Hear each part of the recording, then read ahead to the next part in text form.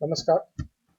सुधाकरराव कुलकर्णी स्मृती प्रतिष्ठान आणि त्या अंतर्गत असलेला पानगाव हा ग्रामीण भागातील मराठी विज्ञान परिषदेचा विभाग यांच्या विद्यमाने आज कोरोना जागर या परिसंवाद मालिकेचं दुसरं सत्र आपण इथे सुरू करतो आहोत.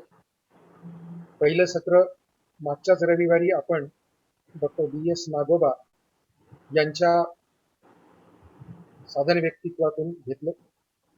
आज आपण कोरोना प्रसार व प्रतिबंध या विषयावरती डॉक्टर प्रिया देशपांडे यांचं व्याख्यान ऐकणार आहोत आणि त्यांच्याकडनं आपल्या शंकांचं निरसन करून घेणार आहोत. सुरुवातीला मी डॉक्टर प्रिया देशपांडे यांचा थोडक्यात परिचय करून देतो आहे. ज्याला जन आरोग्य वैद्यकशास्त्र म्हणतात, म्हणजे प्रिव्हेंटिव्ह सोशल मेडिसिन असं म्हणतात, अशा विभागाच्या त्या सहयोगी प्राध्यापिका आहेत.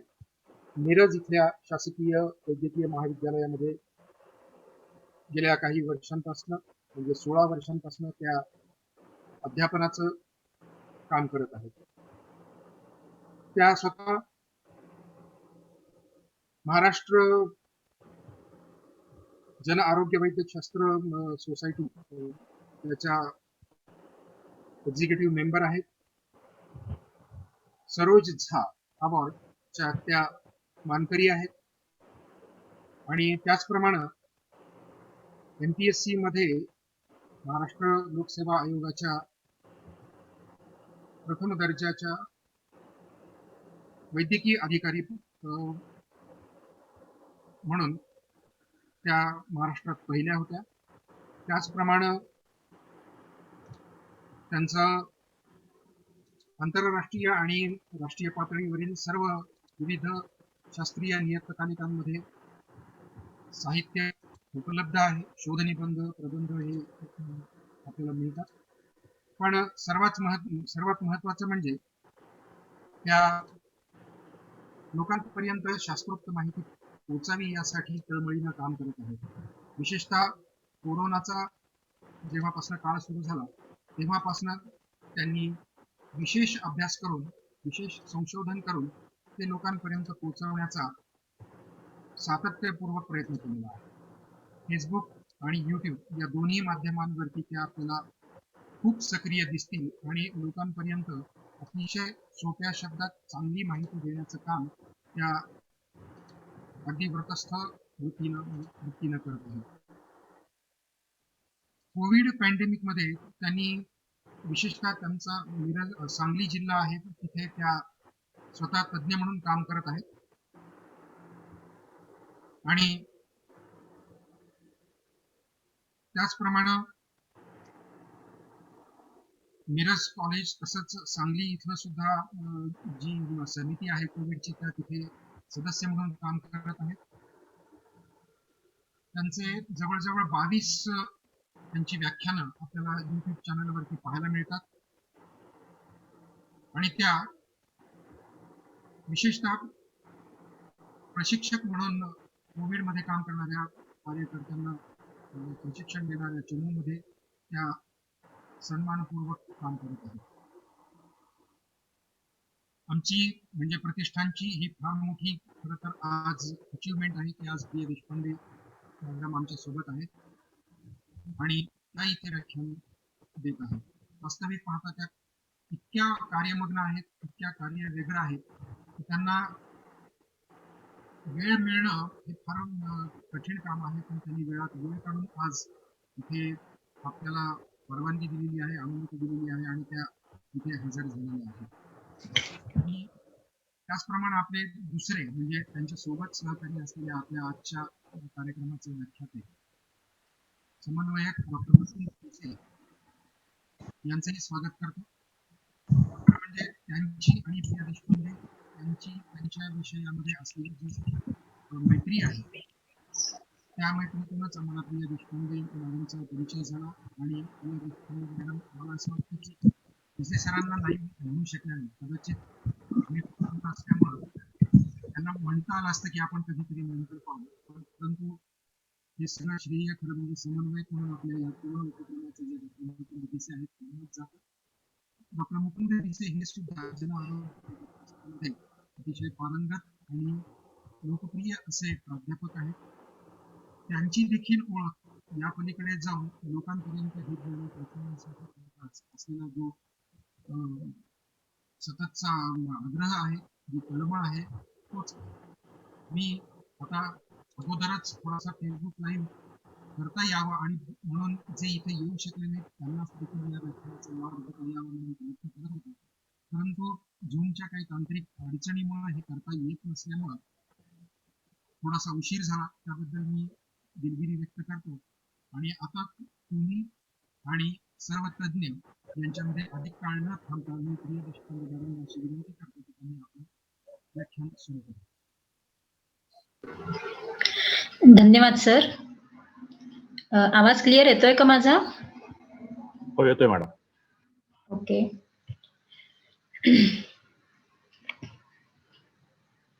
मी स्क्रीन शेअर करते. दिसतंय?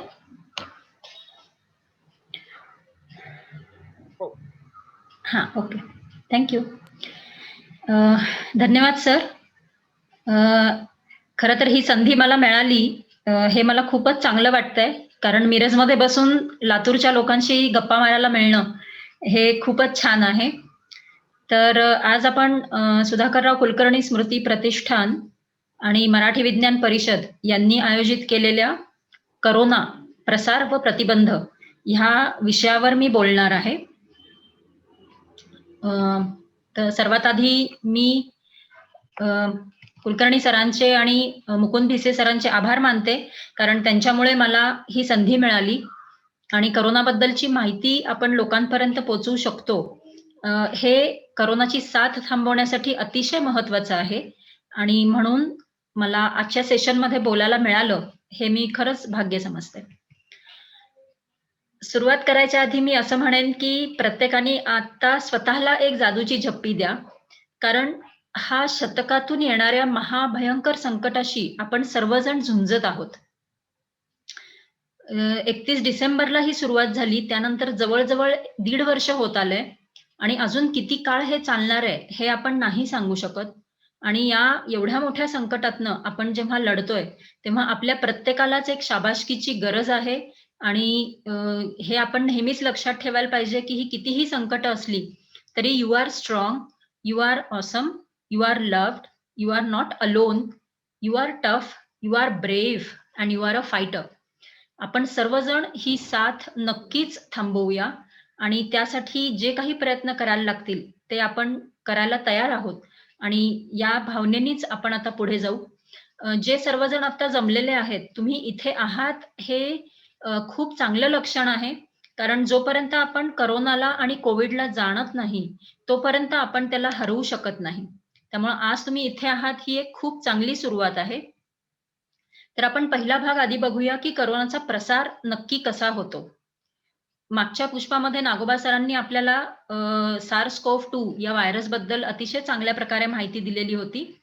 तर त्या करोनाचा प्रसार कसा होतो हे बघताना आपल्याला हे लक्षात घ्यायला पाहिजे की करोना आणि कोविड हा आजार आणि आता जी साथ चालू आहे कोविडची, ह्या पूर्णतः वेगळ्या गोष्टी आहेत.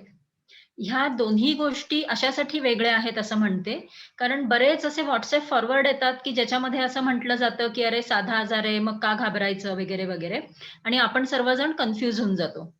तर हा जो करोना आहे त्याचं खरं नाव SARS-CoV-2 आणि कोविड हा त्याचा आजार आणि हा नोवेल व्हायरस असल्यामुळे, म्हणजे जगामध्ये नवीन आलेला व्हायरस असल्यामुळे या व्हायरसला आपण सर्वांनी गंभीरपणे घेणं हे अतिशय आवश्यक असतं. कोणताही आजार जेव्हा नवीन असतो किंवा विषाणू नवीन असतो त्यावेळेला आपल्याला त्याच्याबद्दल काही माहिती नसतं आणि जसा जसा काळ जाईल तशी तशी नवीन माहिती येत जाते आणि त्यानुसार आपल्याला बदल करायला लागतात. तर हा एक व्हायरलच आजार आहे इतर आजारासारखा, ज्याचा मृत्यूदर आपल्याला माहित आहे की 1.5 ते 4% आहे, पण याच्यामध्ये 85% सौम्य किंवा लक्षणविहीन रुग्ण असतात. मात्र लॉंग कोविडची शक्यता 10 ते 40% असू शकते आणि सर्वात महत्वाचं याच्यामध्ये विविध अवयव बाधित होऊ शकतात. फक्त फुफ्फुसाचा किंवा सर्दीचा आजार हा नाहीये. कारण सर्दी कधीही आपण आता एकदा सर्दी झाली आणि वर्षभर आपल्याला त्रास होतोय असं होत नाही. पण कोविडमध्ये खूप लोकांना हा मागे राहिलेला कोरोनाचं शेपूट जे म्हणतात तशा पद्धतीने लाँग कोविडचा त्रास होऊ शकतो.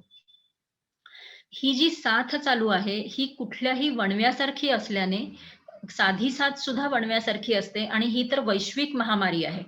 म्हणजे अख्ख्या जगातले सर्व देश याच्याशी लढत आहेत आणि अशी परिस्थिती आहे, की आपण कुठलाही देश एकमेकांना मदत करण्याच्या परिस्थितीमध्ये नाही. त्यामुळे प्रत्येकाला आपली लढाई स्वतःच लढायला लागणार आहे. आणि ह्याच्यामध्ये भूमितीय वाढ होऊ शकते, ज्याचा अंदाज मानवी मेंदू करू शकत नाही. तुम्हाला सर्वांना ती बुद्धिबळाची गोष्ट माहिती असेल, की जेव्हा बुद्धिबळाच्या त्या चौकोनामध्ये 1 दाणा, पुढच्या चौकोनामध्ये 2, त्याच्या पुढच्या चौकोनामध्ये 4 अशा पद्धतीने दाणे मागितले होते राजाला आणि राजाला वाटलं होतं, की अरे हे आपण सहजपणे देऊ शकू. पण जेव्हा 64 घरं भरली, त्यावेळेला अख्ख्या राज्यातलं धान्य देखील ते पूर्ण करू शकलं नव्हतं. तर अशा पद्धतीने ही वाढ साथीमध्ये होत असते आणि त्यामुळं सरकार वारंवार साथ थांबवण्यासाठी कडक धोरणं अवलंबतं. साथ जर वाढली तर त्याच्याबरोबर म्युटेशन सुद्धा वाढतात आणि हे जास्त धोकादायक असतं. आणि सगळ्यात महत्वाचं आहे, की साथ ही लोकांमुळेच मोठी होते आणि लोकच तिला थांबवू शकतात. त्यांची वर्तणूक बदलणं ही फार महत्वाचं असतं. त्यामुळं प्रतिबंध करणं यासाठी लोकांचा सहभाग हा फार महत्वाचा आहे.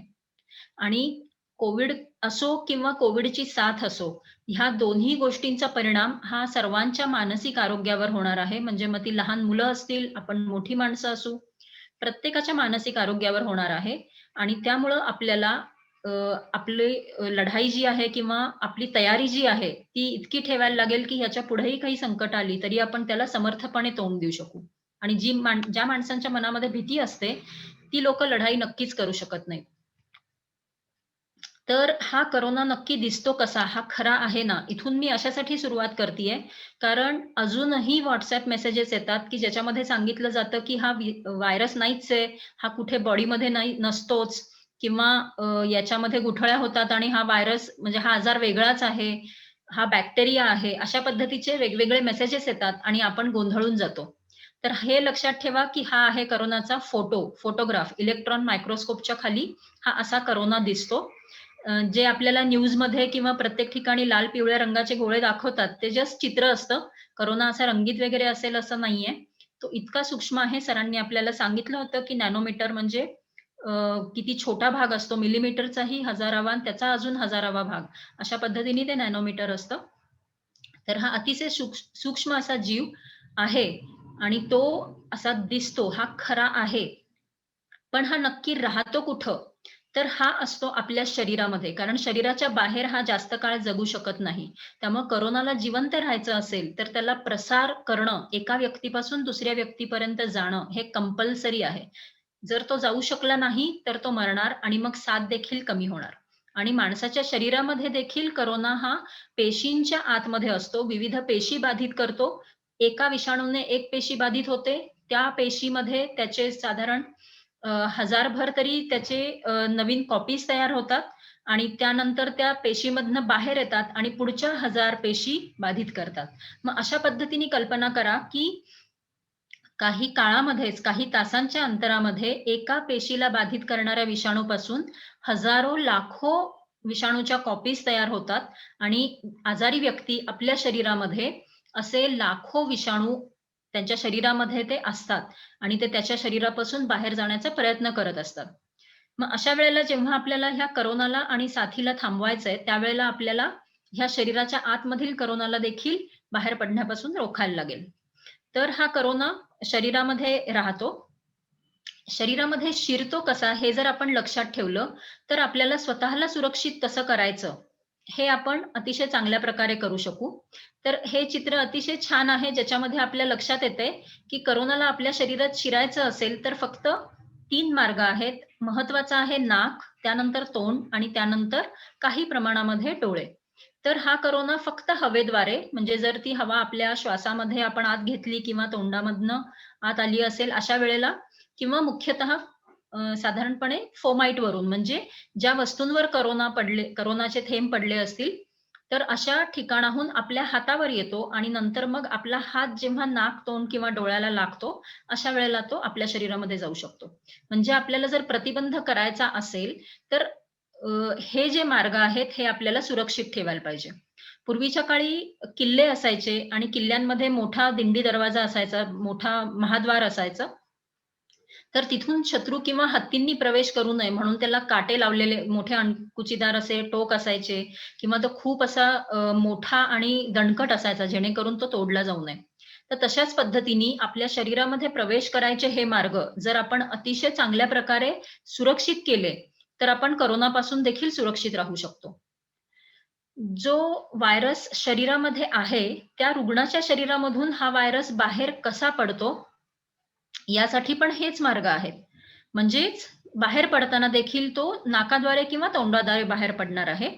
म्हणजेच मग रुग्णाच्या श्वासाद्वारे किंवा आपण जे नॉर्मल बोलतो, त्या बोलण्यामधनं देखील एरोसोल होतात. कुजबुजून बोलणे किंवा मोठ्याने बोलणे, गाणी म्हणणे, ओरडणे किंवा मग थुंकणे आणि शिंक आणि खोकला याबद्दल तर आपल्याला माहिती आहेच.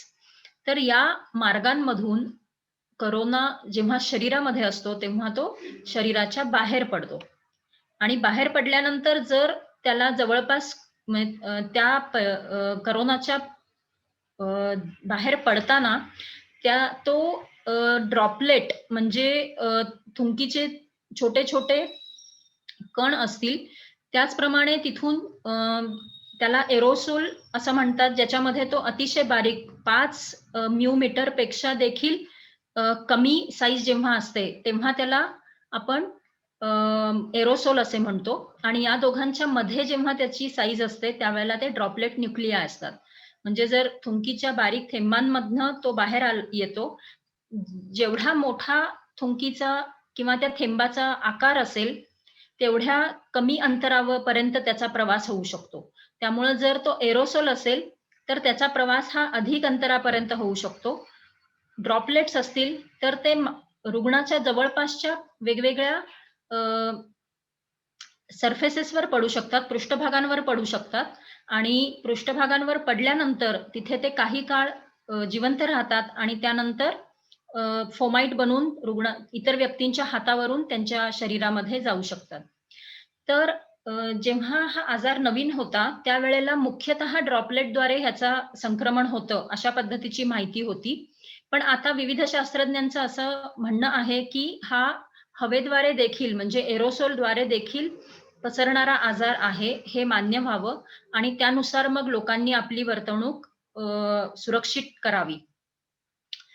जेव्हा आपण म्हणतो, की हा हवेद्वारे किंवा एरोसोलद्वारे पसरू शकतो, तर अशा वेळेला आपल्याला लक्षात ठेवायला पाहिजे, की अंतर जरी 1 मीटरपेक्षा जास्त असेल, तरी देखील जर मास्क वापरला नाही, तर हवेमध्ये हा विषाणू येऊ शकतो आणि अधिक काळासाठी तरंगत राहू शकतो.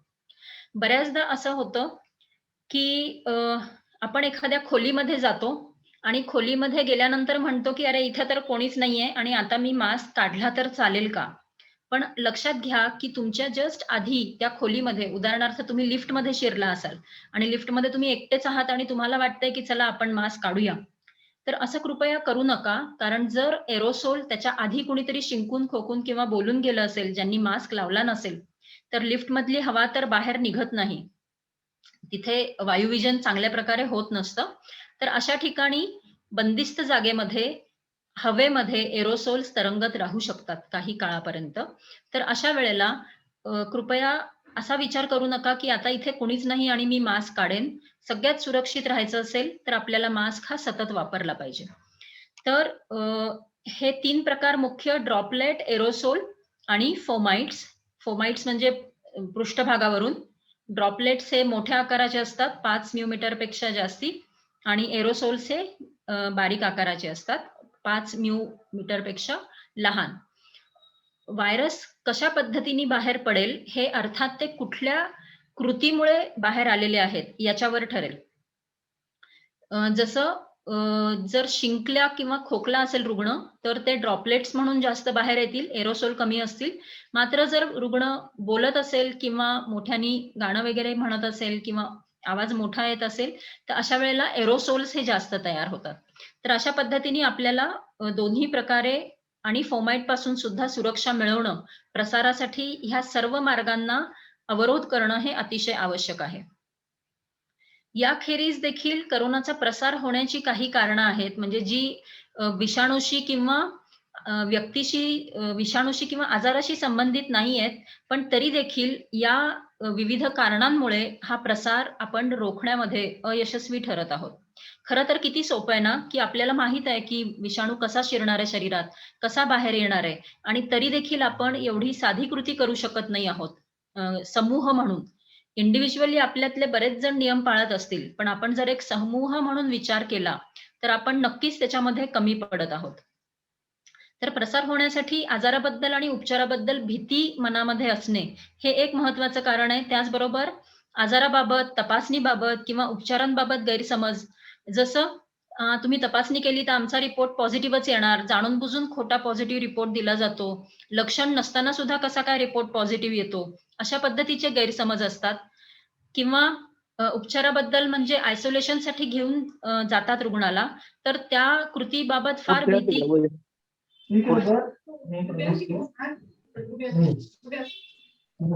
त्या त्या कृतीबाबत देखील बरीचशी भीती आहे. त्याचप्रमाणे जेव्हा रिपोर्ट पॉझिटिव्ह येतो, त्यावेळेला इतर लोकांकडून त्या रुग्णाला किंवा कुटुंबियांना भेदाभेद किंवा कलंकित भावना म्हणजे स्टिग्मा आणि डिस्क्रिमिनेशन याची याचा त्रास होतो आणि अ, हे नाकारण्यासाठी असं होऊ नये, असं घडू नये, यासाठी रुग्ण आपण आजारी आहोत किंवा आपल्याला लक्षणं येतायत, हे असं कुणालाही न सांगता घरामध्येच वाट बघू शकतात. त्याचबरोबर विविध नियम आणि उपचार याबद्दल त्यांना जर अविश्वास असेल, तर अशा वेळेला ते उपचार टाळतात आणि सगळ्यात महत्त्वाचं आपल्या सगळ्यांमध्ये एकजूट नसल्यामुळं, आपण सर्वजण एकसारख्या कृती करत नसल्यामुळे कोरोनाचा प्रसार हा अ, जास्त प्रमाणामध्ये झालेला आहे. तर आपल्याला या सर्व बाबी आपण कमी केल्या, तर लोक नियम पाळण्याची शक्यता वाढेल आणि त्यामुळं मग उपचार आणि कोरोनाचा प्रसार थांबवणं आपल्याला शक्य होईल. तर कोरोनाचा प्रसार नक्की कसा होतो, तर हे तुम्ही या चित्रावरनं तुमच्या लक्षात येईल. आर नॉट हा शब्द तुम्ही ऐकलेला असेल. याचा अर्थ असा आहे, की एका बाधित व्यक्तीकडून पुढील किती नवीन रुग्ण तयार होतात. जेव्हा हा वुहानचा व्हायरस होता, त्यावेळेला आर नॉट हे 2 ते 3च्या दरम्यान होतं. आणि हे चित्र त्या पद्धतीचं आहे, की एका रुग्णापासून 2 किंवा 3 नवे रुग्ण तयार होतात. तर तुमच्या असं लक्षात येईल, की फक्त काही काळामध्ये एका रुग्णापासून जवळपास 100 रुग्ण हे किती पटापट तयार होत आहेत. तर हा कोरोनाचा प्रसार असा होत असल्यामुळे कोरोनाला साथीचं रूप आलेलं आहे. आणि हे जर आपल्याला थांबवायचं असेल, तर ही जी संसर्गाची साखळी आहे, एका व्यक्तीपासून दुसऱ्या व्यक्तीपर्यंत जाणारी, ती आपल्याला ब्रेक करायला लागेल. ब्रेक द चेन हे जे आपल्या सरकारने आत्ताच आपल्याला एक घोषवाक्य दिलंय, ब्रेक द चेन. तर हे आपल्याला करायला लागणार आणि ब्रेक द चेन करण्यासाठी फक्त आय आणि यू म्हणजे तुम्ही आणि आम्ही असे आपण प्रत्येक जण यासाठी प्रयत्न करू शकतो. कारण हे खूप मोठं आहे असं नाही. फक्त आपल्याला तयारी पाहिजे, की आपल्याला कोरोनाचा प्रतिबंध करायचा आहे का? आणि जेव्हा मी म्हणते, की हे काम तुम्ही आणि मी असं आपण इंडिव्हिज्युअल लेव्हलला देखील करू शकतो. तर हे मी अशासाठी म्हणते, की इथे ह्या चित्रामध्ये आता बघा तुम्ही, की मागच्या चित्रामध्ये कुणीच काही प्रयत्न करत नव्हतं आणि एका व्यक्तीपासून 100 भर व्यक्ती इतक्या आरामात होऊ शकत होत्या रुग्ण. पण आता केवळ 4 लोकांनी नियम पाळलेले आहेत किंवा त्यांनी काही ना काहीतरी अशी कृती केली आहे, की ज्याच्यामुळे त्यांना इन्फेक्शन झालं नाही किंवा झालं तर ते जास्त लोकांपर्यंत पोहोचलं नाही. तर अशा कृती जेव्हा आपण करतो, आपण प्रत्येकजण जेव्हा आजार टाळतो, संसर्ग टाळतो किंवा जर आपण आजारी पडलो आणि आपण आपल्यापासून आजार पुढे जाऊ देत नाही, अशा वेळेला आपण साथ थांबवण्यामध्ये खूप मोठा हातभार लावत असतो. प्रत्येक थांबवलेली केस, प्रत्येक थांबवलेला जीव हा साथ थांबवण्यामध्ये हा अतिशय महत्त्वाचा आहे. तर यासाठी हे स्विस चीज मॉडेल हे चित्र आपण नेहमी लक्षात ठेवायला पाहिजे. याच्यावरून काय लक्षात येतं, की कुठलाही एक उपाय प्रतिबंधासाठी हा फारसा उपयोगी ठरू शकत नाही. कारण तो या स्विस चीजच्या स्लाइस सारखा आहे. तुम्ही जर हे चित्र बघितलं तर प्रत्येक स्लाइसमध्ये काही ना काहीतरी असं छिद्र आहे आणि त्यामुळं व्हायरस हा त्या छिद्रांमधून पुढे-पुढे येऊ शकतो. मात्र जर आपण एकापेक्षा अधिक चीज स्लाइस ज्याच्यामध्ये असं संपूर्णपणे प्रोटेक्शन नाहीये, त्या एका समोर एक ठेवल्या, तर अशा वेळेला व्हायरस हा कितीही त्याच्यामध्ये लूप होल्स असतील, तरी देखील व्हायरस हा पुढे येऊ शकत नाही. तो थांबवला जातो. बरेच WhatsApp फॉरवर्ड असं म्हणतात, की एवढा नॅनोमीटरवाला व्हायरस आहे आणि साधा मास्क वापरून कसा बरा तो वाचू शकेल, आपण त्याला कसं बरं सुरक्षित करू शकू? तर लक्षात घ्या, की कोणतीही एक पद्धत ही संपूर्णपणे सुरक्षा देणारी नाहीये. म्हणूनच आपल्याला एकापेक्षा जास्त पद्धती वापरायच्या आहेत. जसं चिलखत घालताना फक्त एकच म्हणजे जी जागा जास्त जपायची असते, जसं तुम्हाला आठवत असेल, की आपण बघितलं टीव्हीजमध्ये, सीरियलमध्ये, की शिरस्त्राण घालायच्या आधी एक जाळीचा असा बारीक पडदा डोक्यावर घातला जातो, जेणेकरून मान पण सुरक्षित होईल आणि त्याच्यावर शिरस्त्राण घातलं जातं. तर अशा पद्धतीने आपण physical distance, ventilation, mask, hand hygiene, surface cleaning या आपल्या लेव्हलच्या, पर्सनल लेव्हलच्या गोष्टी, त्याचबरोबर फास्ट आणि sensitive testing, tracing, quarantine isolation, government measures आणि महत्त्वाचं म्हणजे लस, ह्या गोष्टी ज्या सरकार आपल्याला देणार, तर ह्या सर्व गोष्टींचा वापर केला, की आपण विषाणूपासून सुरक्षित राहू शकतो. तर सर्वात आधी मी मास्कबद्दल बोलेन, कारण मास्क हे अतिशय महत्त्वाचं साधन आहे. तुम्हाला जर सुरुवातीच्या स्लाइड्स लक्षात असतील, तर तुम्हाला आठवत असेल, की विषाणू बाहेर येण्याचा मार्ग आणि विषाणू आपल्या शरीरामध्ये जाण्याचा मार्ग. म्हणजे तुम्ही रुग्ण असलात किंवा तुम्ही ससेप्टेबल असलात, तुम्हाला आजार होऊ शकत असेल, तर दोन्ही प्रकारे मास्क तुम्हाला सुरक्षित ठेवतो. आपण बघितलंय, की वेगवेगळ्या प्रकारचे मास्क वापरले जातात. बरेच जण रुमाल बांधतात किंवा एखादा फेट्यासारखं असं काही किंवा उपरणं ते तोंडासमोर बांधतात. तर असं जर वापरणार असाल, तर त्यावेळेला लक्षात घ्या, की त्याची सुरक्षा ही कमी असते आणि याचा पुनर्वापर होऊ शकतो हा फायदा आहे. पण जेव्हा तुम्ही ते काढता आणि परत घालता, तेव्हा त्याची आतली आणि बाहेरची बाजू ही लक्षात येणं अवघड जातं आणि अशा वेळेला चुकून आपण संसर्ग आपल्या नाकाजवळ नेऊ शकतो. त्याचप्रमाणे बऱ्याच स्त्रिया अशा आहेत, की त्या फक्त असा पदर धरतात किंवा ओढणी अशी जवळ घेतात. तर ते अतिशय पातळ कापड असल्यामुळे त्याचा काहीही फायदा होणार नाही. कापडी मास्क हा पुन्हा पुनर्वापर करण्यासारखा आहे. फक्त तो स्वच्छ धुवून, व्यवस्थित वाळवून पुन्हा वापरायला पाहिजे. लक्षात घ्या, की हा कमीत कमी 3 स्तराचा पाहिजे. एका स्तराचा असेल तर त्याचा फायदा होत नाही आणि हा आपण वापरू शकत असल्यामुळं, प्रत्येकाला परवडण्यासारखा असल्यामुळे हा आपण उपयुक्त आहे असं आपण समजू शकतो. त्यानंतरचा सर्जिकल मास्क येतो, जो साधारण निळसर रंगाचा असतो. लक्षात घ्या, तो लावताना एक एक नाकाची पट्टी असते लोखंडी, ती वरच्या बाजूला यायला पाहिजे आणि तुम्ही जर मास्क बघितला, तर एक बाजू थोडीशी डार्क असते, एक बाजू अशी पांढरट असते. जी पांढरट बाजू आहे, ती तुमच्या तोंडाकडे पाहिजे आणि नाकाची पट्टी ही वर नाकाला पाहिजे. अशा पद्धतीने तुम्ही मास्क लावला, की तो आपण व्यवस्थित फिट करून वापरू शकतो. हा देखील स्वस्त आहे. ह्याची सुरक्षा कापडी मास्कपेक्षा अधिक आहे, कारण हा 3 स्तरीय असतो.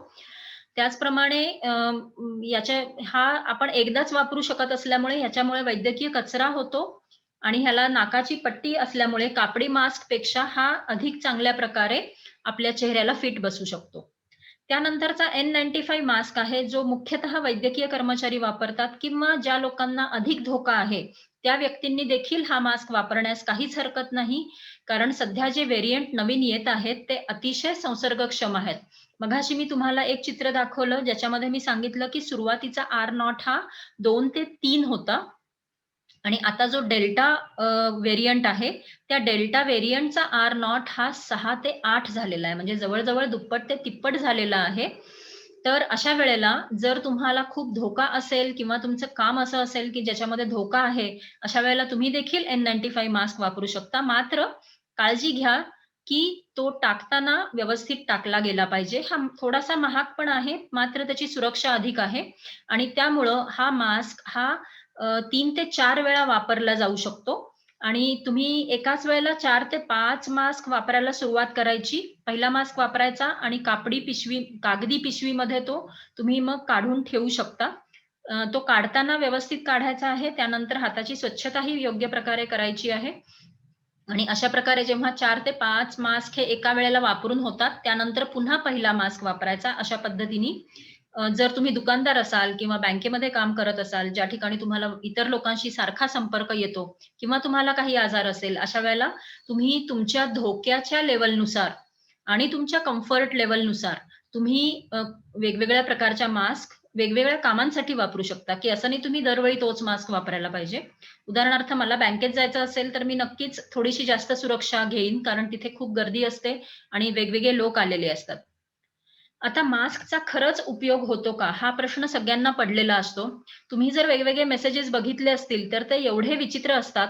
एक मेसेज येतो आणि तो म्हणतो, की विषाणू एवढा छोटा आहे, की मास्क लावून काय फायदा? तुम्ही कशाला लावताय मास्क? तो मास्कमधनं तुमच्या नाकापर्यंत पोहोचेल.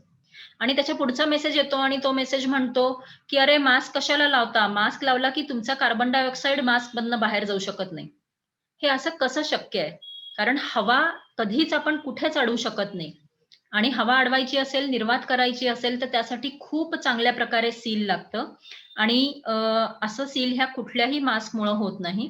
त्यामुळे हे मेसेजेस फक्त गैरसमज पसरवणारे आहेत. मास्कचा वापर होतो का, हे तुम्ही या फोटोमध्ये बघू शकता, की जर रुग्णांनी आणि व्यक्तींनी दोघांनी पण मास्क नाही वापरला, स्वस्थ म्हणजे निरोगी व्यक्तींनी, तर 90% शक्यता आहे की संसर्ग होईल. निरोगी व्यक्तींनी वापरला तर ती 30% होते लगेच.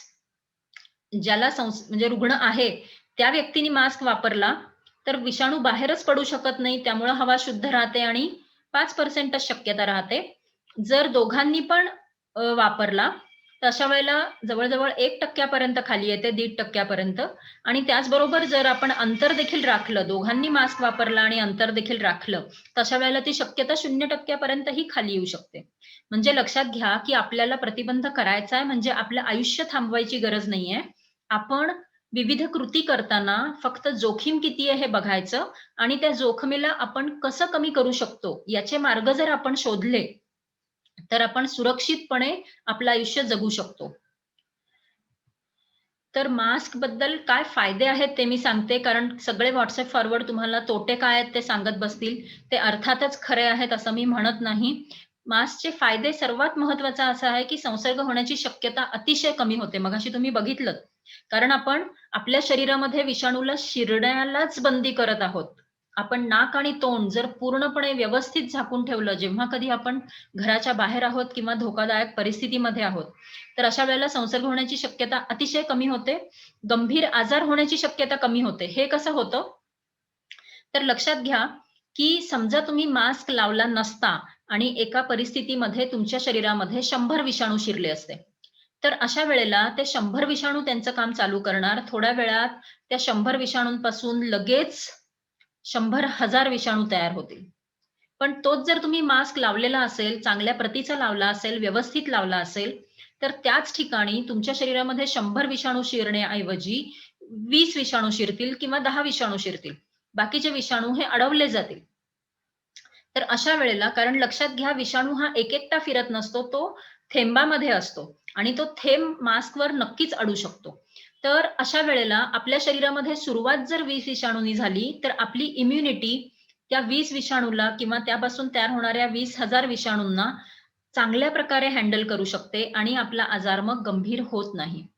त्याचप्रमाणे इम्युनिटीवर जोर पडला नाही, की मग ती इम्युनिटी अनियंत्रित होण्याची शक्यता देखील कमी होते. तुमचा आजार सौम्य लक्षणाचा किंवा असिम्प्टोमॅटिक म्हणजे लक्षणविहीन देखील राहू शकतो. त्यामुळे मास्कचा फायदा हा असा आहे. त्याचप्रमाणे अगदी महत्वाचं काम जे आहे मास्कचं, ते म्हणजे जर मला चुकून संसर्ग झाला असेल, तर ते मला माहीत नाही. पण मी नेहमीसारखी माझ्या नेहमीच्या ठिकाणी असणार, वागणं माझं असणार. पण मला ताप किंवा खोकला यायच्या 2 दिवस आधीच माझ्यापासून व्हायरस बाहेर जायला सुरुवात होते.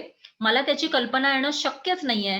मग अशा वेळेला जर मी नियमितपणे मास्क वापरत असेन, तर हा नकळत होणारा संसर्ग जो आपल्या विशेषतः कामाच्या ठिकाणी होऊ शकतो. कारण आपण कामाच्या ठिकाणी खूप जास्त वेळ असतो आणि तिथे आपण मास्क नक्कीच लावतो. तर अशा वेळी होणारा हा नकळत होणारा संसर्ग जो लक्षणं येण्याच्या 2 दिवस आधी असतो, तो मास्कमुळे थांबू शकतो. आणि सगळ्यात मोठा फायदा असा आहे, की कितीही कुठलाही व्हेरियंट येऊ दे. आता डेल्टा आलाय, कापा येऊ दे, झीटा येऊ दे, हवा तो येऊ दे. कुठलाही व्हेरियंट आला तरी तो मास्क पासून नाही वाचू शकत. एखाद्या वेळी लस निकामी होईल, पण मास्क निकामी होणार नाही. त्यामुळे मास्क जर तुम्ही चांगल्या प्रकारे वापरायला सुरुवात केली तर आपल्याला कुठल्याही व्हेरियंटला घाबरायची गरज नाही. एवढेच नियम आपल्याला पाळायचे आहेत की चेहऱ्याला फिट असावा तो मास्क, म्हणजे आजूबाजूनी हवा डायरेक्ट नाही जायला पाहिजे. जी हवा जाईल ती मास्कच्या मधूनच जायला पाहिजे. एक स्तरीय असेल तर त्याचा फायदा होत नाही. कमीत कमी 3 स्तरीय कापडी मास्क तरी असावा. मला वाटतं नागोबा सरांनी ह्याच्याबद्दल सांगितलं होतं. आणि डबल मास्क वापरणे हे सध्याच्या व्हेरियंटच्या काळामध्ये फार महत्वाचं आहे. तर त्यासाठी तुम्हाला सर्जिकल मास्क हा आतल्या बाजूला आणि त्याच्या वर कापडी मास्क, जेणेकरून सर्जिकल मास्कच्या बाजूनी जी हवा जात असते ती कापडी मास्क मुळे बंद होते. तर अशा पद्धतीने डबल मास्क वापरायचा आहे. N95 ला डबल मास्क नाही वापरला तरी देखील चालतं. तर हे मास्क बाबत आपण लक्षात ठेवा आणि मास्कचा व्यवस्थित वापर सुरू करा. लक्षात घ्या, जर मास्क मधनं नाक बाहेर आलं असेल तर त्याचा अर्थ मास्क लावलेला नाही. म्हणजे नाक बाहेर फक्त तोंडावर मास्क आहे ह्याचा अर्थ तुम्ही पोलिसांना फसवण्यासाठी तसं करत असाल, पण आपल्याला कुणालाही फसवायचं नाहीये, कारण हा लढा विषाणू आणि तुमचं शरीर याच्यामध्ये आहे आणि त्यामुळे आपल्याला विषाणूला आपल्यापासून दूर कसं ठेवायचं हेच बघायला पाहिजे. हे करोनाला आवडणारं अतिजोखमीचं वर्तन आहे, हे तुम्ही लक्षात ठेवा आणि होता होईल तो हे टाळा. जर टाळणं शक्य नसेल तर अशा वेळेला आपली सुरक्षा कशी वाढवता येईल यासाठी आपण विचार करायला पाहिजे. हे मी आता थोड्या वेळाने सांगेन की सुरक्षा कशी वाढवू शकतो. तर अतिजोखमीच्या वर्तनामध्ये गर्दीच्या ठिकाणी जाणे, नेहमी शारीरिक अंतर न राखणे, विविध समारंभ, लग्न असेल, वाढदिवस, पार्ट्या असतील किंवा मीटिंग्ज असतील त्याला हजर राहणे, विविध लोकांना भेटणे, बंदिस्त जिथं वायुवीजन नाहीये अशा ठिकाणी तुम्ही जाता, भेटी देता किंवा असता, किंवा मास्क वारंवार हाताळणे, सरकवणे किंवा न घालणे. घराबाहेर असताना जर तुम्हाला खावं लागत असेल किंवा चहा घ्यावा लागत असेल तर ते देखील रिस्क आहे. चेहऱ्याला, नाकाला, तोंडाला, डोळ्यांना हात लावण्याची सवय असणे, हातांची नियमित स्वच्छता न राखणे किंवा मग सार्वजनिक स्वच्छतागृहांचा वापर करावा लागत असेल तर आपल्याला बऱ्याच ठिकाणी हात लावावा लागतो. शेवटी आपण नळाला पण हात लावतो. मग अशा वेळेला आपल्याला लक्षात ठेवायला पाहिजे की ही सर्व या सर्व कृती ज्या आहेत त्या जोखमीच्या आहेत आणि अशा वेळेला काळजी घ्यायची किंवा त्यानंतर आपल्याला हातांची स्वच्छता करायची, अशी कुठली ना कुठली कृती करणं हे आवश्यक आहे. तर करोना पासून सुरक्षित राहण्यासाठी आपल्याला करोनाचे दुश्मन माहिती पाहिजेत, जे आपले दोस्त होऊ शकतात. तर करोनाला जर आपल्याला दूर ठेवायचं आहे तर साबण आणि पाणी, कारण हा एन्व्हलप्ड व्हायरस आहे आणि साबणामुळे त्याचा एन्व्हलप नष्ट होतं आणि तो लगेच मरतो. त्याचप्रमाणे अल्कोहोल असलेले सॅनिटायझर्स, क्लोरीनचं म्हणजे आपण ब्लिचिंग पावडरचं जर आपल्या घरी त्याचं द्रावण तयार केलं तर ते देखील आपण पृष्ठभाग स्वच्छ करण्यासाठी वापरू शकतो. सगळ्यात महत्वाचं वेळ, मला वाटतं नागोबा सरांनी एक स्लाइड दाखवली होती की प्रत्येक पृष्ठभागावर किती काळ राहतो. तर जर पृष्ठभाग हा पोरस असेल, त्याला सच्छिद्र असेल, कपडा सारखं असं सच्छिद्र काही असेल तर त्या ठिकाणी व्हायरस हा कमी काळ टिकतो. पण प्लास्टिक सारखं असं स्मूथ असेल, असं गुळगुळीत असेल तर अशा ठिकाणी व्हायरस हा जास्त काळ असतो. एवढं आपण साधं लक्षात ठेवू शकतो. आणि स्टरिलियम सारखे जे काही प्रॉडक्ट्स आहेत अशा प्रॉडक्ट्सनी आपण करोनापासून सुरक्षित राहू शकतो. तर हात स्वच्छ करण्यासाठी असेही काही फॉरवर्ड येतात की अल्कोहोल बेस्ड सॅनिटायझर वापरू नका, साबण आणि पाणी वापरणंच योग्य आहे वगैरे. पण आपल्या आयुष्यामध्ये बऱ्याच वेळेला आपण बाहेर असतो आणि अशा ठिकाणी आपल्याला प्रत्येक ठिकाणी साबण आणि पाणी मिळू शकत नाही. मग अशा वेळेला सॅनिटायझरची छोटी बाटली ही आपल्या खिशामध्ये असणं हे अतिशय आवश्यक आहे. कारण जिथं कुठं आपल्याला शंका येईल किंवा आपला कुठे हात स्पर्श झाला तर अशा वेळेला, किंवा समजा असं होतं की मला आता डोळ्याजवळ काहीतरी हे होतंय आणि मला टच करायचंय, स्पर्श करायचाय, तर त्याच्या जस्ट आधी जर मी माझे हात स्वच्छ करून घेतले सॅनिटायझरनी तर मग मी सुरक्षितपणे माझ्या चेहऱ्याला हात लावू शकते. त्यामुळे ह्या छोट्या छोट्या सवयी जर आपण लावून घेतल्या तर करोनाचा प्रतिबंध करणं हे शक्य आहे. बऱ्याच जणांचं असं वाक्य असतं की ते म्हणतात की अरे आम्ही इतकी काळजी घेतली पण तरी देखील आम्हाला कसा काय संसर्ग झाला. तर याच्यामध्ये बऱ्याचदा असं होतं की मघाशी मी तुम्हाला सांगितलं की करोनाचा संसर्ग हा मुख्यतः 2 मार्गे होऊ शकतो. एक आहे हवेद्वारे आणि दुसरा आहे हातावरून, म्हणजे फोमाईट वरून. तर आपल्याला जी काळजी घ्यायची असते ती हवेद्वारे संसर्ग होऊ नये याची पण घ्यायची आहे आणि हातावरून संसर्ग होऊ नये याची पण घ्यायची आहे. कुठल्याही एका प्रकारची काळजी ही कमी झाली की मग त्या ठिकाणाहून आपल्याला संसर्ग होऊ शकतो. तुम्ही लोकांना विचारा की बाबा तुम्ही कशी काळजी घेता?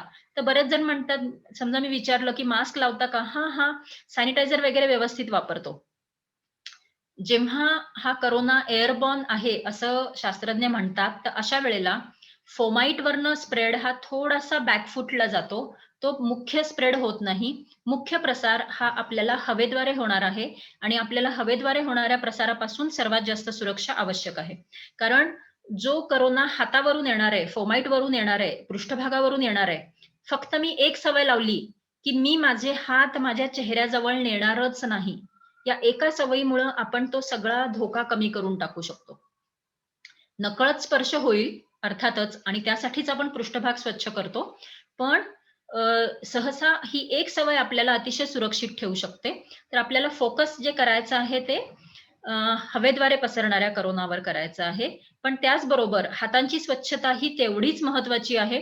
कारण आपण कितीही ठरवलं, की आपण हात चेहऱ्याला लावायचे नाहीत, तरी मी काही लोकं बघितलेत जे मास्कच्या आतमध्ये बोट घालून त्यांना काहीतरी खाजवत होतं तर ते त्यांनी हे केलं. तर अशा नकळत आपल्याकडनं अशा चुका होऊ शकतात. त्यामुळे हात वारंवार स्वच्छ करणं आणि ह्या ज्या स्टेप्स आहेत, ह्या स्टेप्स तुम्हाला हात साबण आणि पाण्याने धुताना देखील जे कमीत कमी 20 सेकंद धुवायला पाहिजे. यासाठी करायला म्हणजे एवढा वेळ हात धुणं आवश्यक आहे. तुम्ही करून बघा. आपल्या सर्वांचा हात धुण्याची वेळ ही अतिशय कमी झालेली आहे. कारण आता जेव्हा कोरोना नवीन होता, तेव्हा सगळेजण अगदी काळजीपूर्वक हात धुत होते. पण आता सर्वांनी ती वेळ कमी करत आणलेली आहे. तर लक्ष द्या आणि कमीत कमी 20 सेकंद हात धुतले गेले पाहिजेत आणि 20 सेकंद हा फार मोठा वेळ असतो. तर सुरुवातीला हातांची समोरची बाजू, मागची बाजू, बोटांच्या मधली बाजू, त्यानंतर अंगठा आणि बोटांची समोरची जागा आणि मनगट आहे. तर अशा पद्धतीने आपण दोन्ही हातांचे हे सर्व पृष्ठभाग हे व्यवस्थित घासून घर्षणाने धुवायचे आहेत आणि ह्याच सगळ्या कृती, हे सगळे पृष्ठभाग जेव्हा पण तुम्ही सॅनिटायझर वापरता, त्यावेळेला सॅनिटायझर अशा क्वांटिटीमध्ये घ्यायचं, की हे सगळे सरफेसेस चांगल्या प्रकारे त्यातला सॅनिटायझर लावलं जाईल आणि ते आपोआप उडून जाईल. तर कोरोना विरुद्ध आपल्याला सुरक्षित राहण्यासाठी आपल्याकडे कोणकोणती शस्त्रे आहेत? तर आपल्याला या गोष्टींचा भरपूर वापर करायचा आहे. सगळ्यात पहिल्यांदा मी सांगितलं मास्क, त्यानंतर वायू विजन, कारण हवेद्वारे जर पसरणार असेल, तर फक्त आणि फक्त आपण जर हवा शुद्ध ठेवली, घरामधली किंवा कुठल्याही खोलीमधली हवा, दारं खिडक्या उघडल्या आणि हवा इकडून तिकडे जाऊ दिली, आपण क्रॉस व्हेंटिलेशन जे म्हणतो, तसं जर झालं, तर आपल्याला घरामध्ये किंवा कुठल्याही जागेमध्ये होणारा धोका हा आपण अतिशय कमी करू शकतो. ज्यांना शक्य असेल ते लोकं एक्झॉस्ट फॅनचा वापर करू शकतात आणि काहीच शक्य नसेल तर अशा वेळेला एखादा स्टँडिंग फॅन किंवा छोटा फॅन खिडकीतून बाहेरच्या बाजूला हवा टाकणारा ठेवायचा, जेणेकरून तो खोलीतली हवा बाहेर घेऊन जाऊ शकेल. तर असे छोटे उपाय आपण नक्कीच करू शकतो. साबण आणि पाणी देखील वापरायचंय, सॅनिटायझर वापरायचंय. मी आता जेव्हा तुम्हाला हे उपाय सांगते, त्यावेळेला तुमच्या डोक्यामध्ये असं यायला पाहिजे, की आता मास्क वापरला तर हवेद्वारे आपण सुरक्षित राहतोय. वायुविजन हवेद्वारे सुरक्षित राहतोय. साबण पाणी आपण हातावरून येणाऱ्या कोरोनापासून सुरक्षित राहतोय. मग असं तुम्हीच ठरवू शकता, की कुठला मार्ग आपल्याला हवेद्वारे आणि हातावरून येणाऱ्या कोरोनावरून सुरक्षित ठेवणार आहेत. क्लोरीनयुक्त द्रावणे पृष्ठभाग स्वच्छ करण्यासाठी अल्कोहोल स्प्रे आणि फेस शील्ड किंवा गॉगल्स, ज्या लोकांना खूप लोकांशी भेटावं लागतं किंवा वैद्यकीय क्षेत्रामध्ये जिथे रुग्ण जास्त असतात, तर अशा वेळेला फेस शील्ड किंवा गॉगल्सचा वापर हा आपल्याला सुरक्षित ठेवतो, कारण ते ड्रॉपलेट आपल्यापर्यंत पोहोचू देत नाही, जरी ते लोक जवळ आले तरी. कारण भारतामध्ये अंतर राखणं हे अतिशय अवघड काम आहे. आणि युव्ही किरणांचा एक उपाय आहे, पण ते डोळ्यांसाठी त्रासदायक असल्यामुळे त्याचा हा वापर थोडासा रिस्ट्रिक्टेड राहिलेला आहे. त्यानंतर नियम पाळणे हे देखील कोरोना विरुद्धचं शस्त्र आहे, प्रतिबंधासाठी महत्वाचं आहे. मास्कचा योग्य वापर, शारीरिक अंतर कमीत कमी 1 मीटर, चेहऱ्याला हात न लावणे, हातांची स्वच्छता करणे, शिंकते खोकते वेळी काळजी घेणे, म्हणजे कोपरामध्ये शिंकणे आणि खोकणे. जागृतता म्हणजे सजगता ठेवायला पाहिजे. सतत आपल्याला हे माहिती पाहिजे, की आता मी जिथे आहे तिथं कशा-कशाचा धोका आहे. आता मी घरी आहे तर मी ठीक आहे, सुरक्षित हे करते. पण जेव्हा मी समजा बँकेत जाईन तर तिथे मला कुठल्या-कुठल्या प्रकारचा धोका होऊ शकतो. तर ही सजगता आपल्याला असेल तर आपण त्या पद्धतीने योग्य उपाय वापरू शकतो आणि शक्यतो घराबाहेर पडणे हे कमीत कमी ठेवणे. आता जसा प्रसार आहे त्यानुसार प्रतिबंध देखील आपण करू शकतो. जर आपल्याला फोमाइट बद्दल सुरक्षा पाहिजे असेल तर हातांची स्वच्छता आणि सॅनिटायझर, ड्रॉपलेट जे जवळच्या अंतरावर पडतात कारण त्यांचा साईज मोठा असतो. त्यामुळे आपण अंतर ठेवणे, आय प्रोटेक्शन किंवा स्क्रीन लावणे, त्यानंतर मास्क वापरणे आणि शक्य असल्यास बंदिस्त जागेऐवजी बाहेर भेटणे. त्याचप्रमाणे आपल्याला जर एरोसोल पासून म्हणजे जे बारीक हवेत तरंगत राहणारे कण आहेत, तर त्याच्यापासून आपल्याला सुरक्षा हवी असेल, तर आपण मास्कचा वापर करू शकतो, अंतर ठेवू शकतो, बाहेर भेटू शकतो. त्याचप्रमाणे बंद खोलीमधलं व्हेंटिलेशन म्हणजे वायुवीजन हे सुधारू शकतो, जे अतिशय महत्वाचं आहे.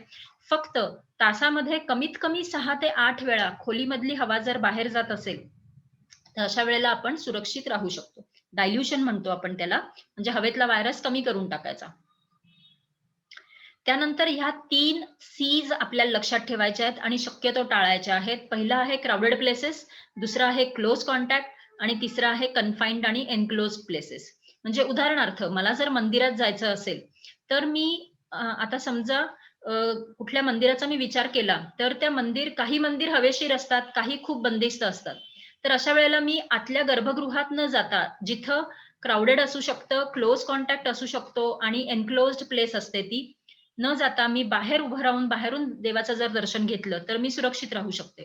किंवा वाडीसारखी मंदिरं असतील जिथं हे पूर्ण मोकळ्याच हवेमध्ये आहे, तशा वेळेला ह्या 3 सी पासून म्हणजे मी क्लोज कॉन्टॅक्ट तिथं थोडाफार टाळू शकेन त्यांनी जर नियम पाळले तर. आणि क्राउडेड असू शकेल पण ती बंदिस्त जागा नाही, म्हणजे मग तो धोका कमी झाला. मग अशा पद्धतीने आपण धोका समजून घ्यायचा. प्रत्येक ठिकाणी आपल्याला हवेतला धोका आहे का हातावरून इन्फेक्शनचा धोका आहे हे समजून घ्यायचं आणि स्वतःही नियम पाळायचे आणि इतरांनाही पाळायला लावायचे, म्हणजे आपण सर्वजण सुरक्षित होतो. त्याचप्रमाणे सुरक्षा वाढवण्यासाठी तुम्ही या 3 गोष्टी लक्षात ठेवू शकता. एक आहे लोकेशन, म्हणजे तुम्ही नक्की कुठे आहात. दुसरं आहे प्रॉक्सिमिटी, लोकांपासून अंतर किती आहे. आणि तिसरं आहे टाइम, म्हणजे वेळ.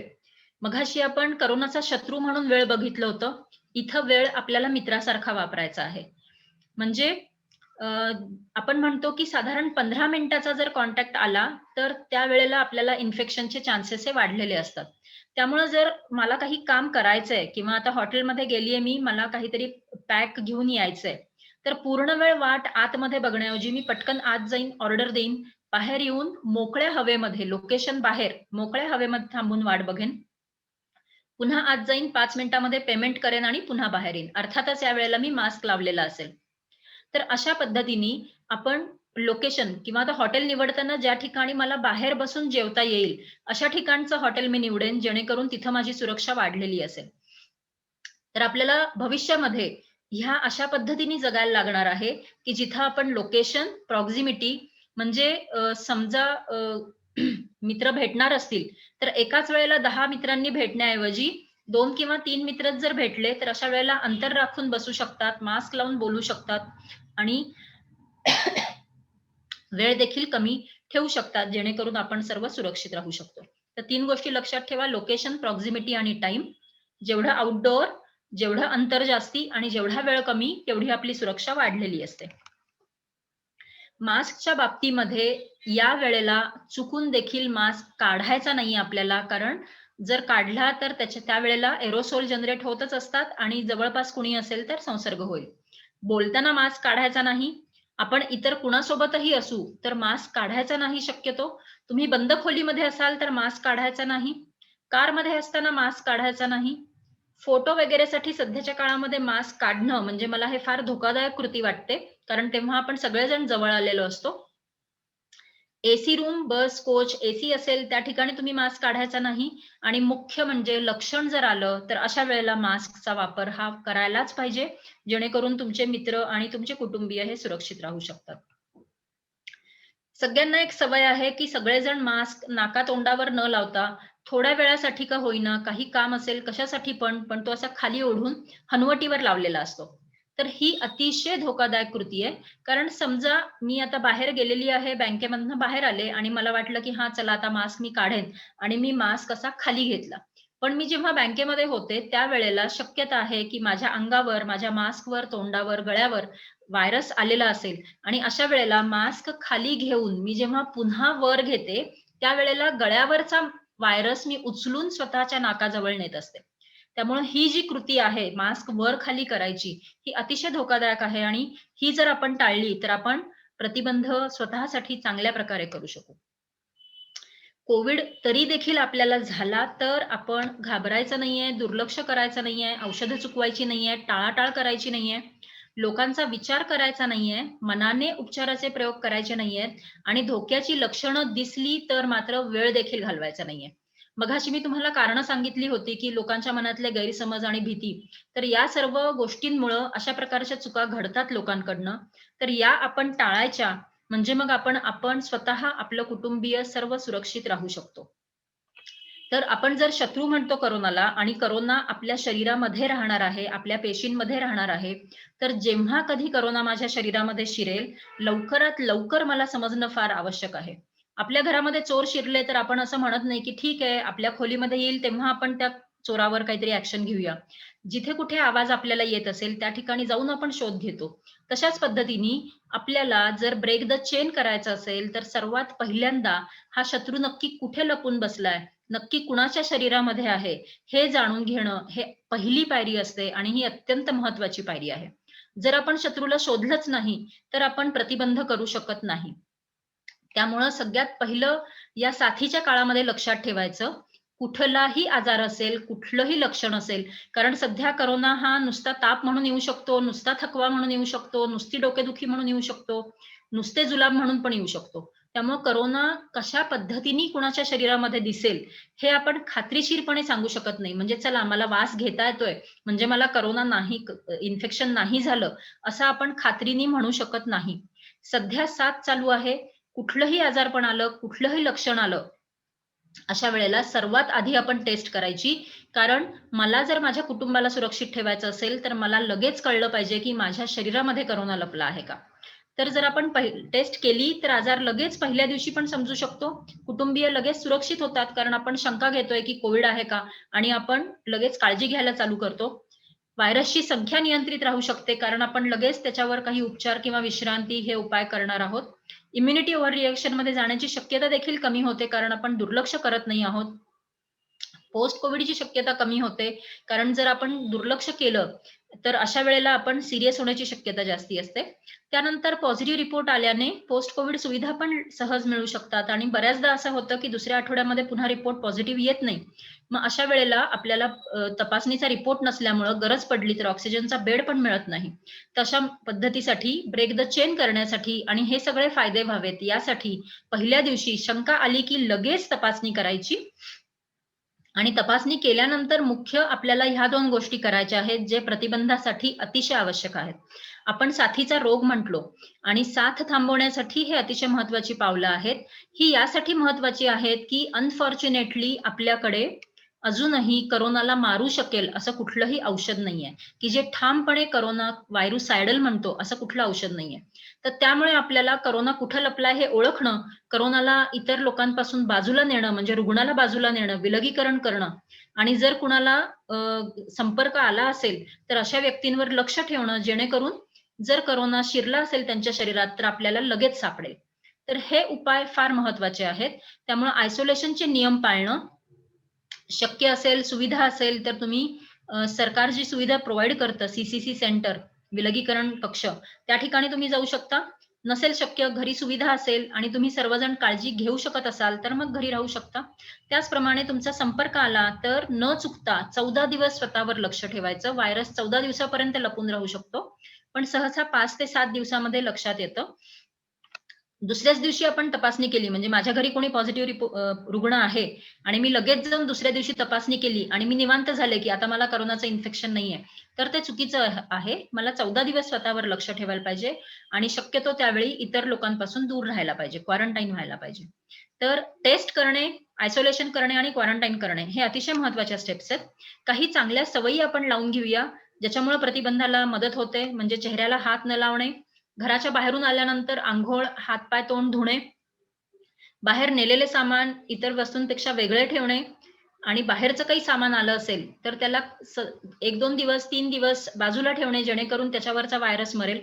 तुम्हाला गडबड आहे, ते उघडायचं आहे, तर अशा वेळेला मास्क लावून तुम्ही ते कापू शकता, उघडू शकता.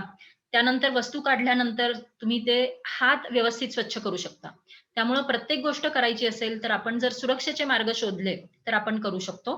त्याचप्रमाणे बाहेर असताना मास्क न हाताळणे, न काढणे, रोज स्वतःवर सजगपणे लक्ष ठेवणे, की मला लक्षणं सुरू झाली आहेत का? एखादा आजार आलाय का?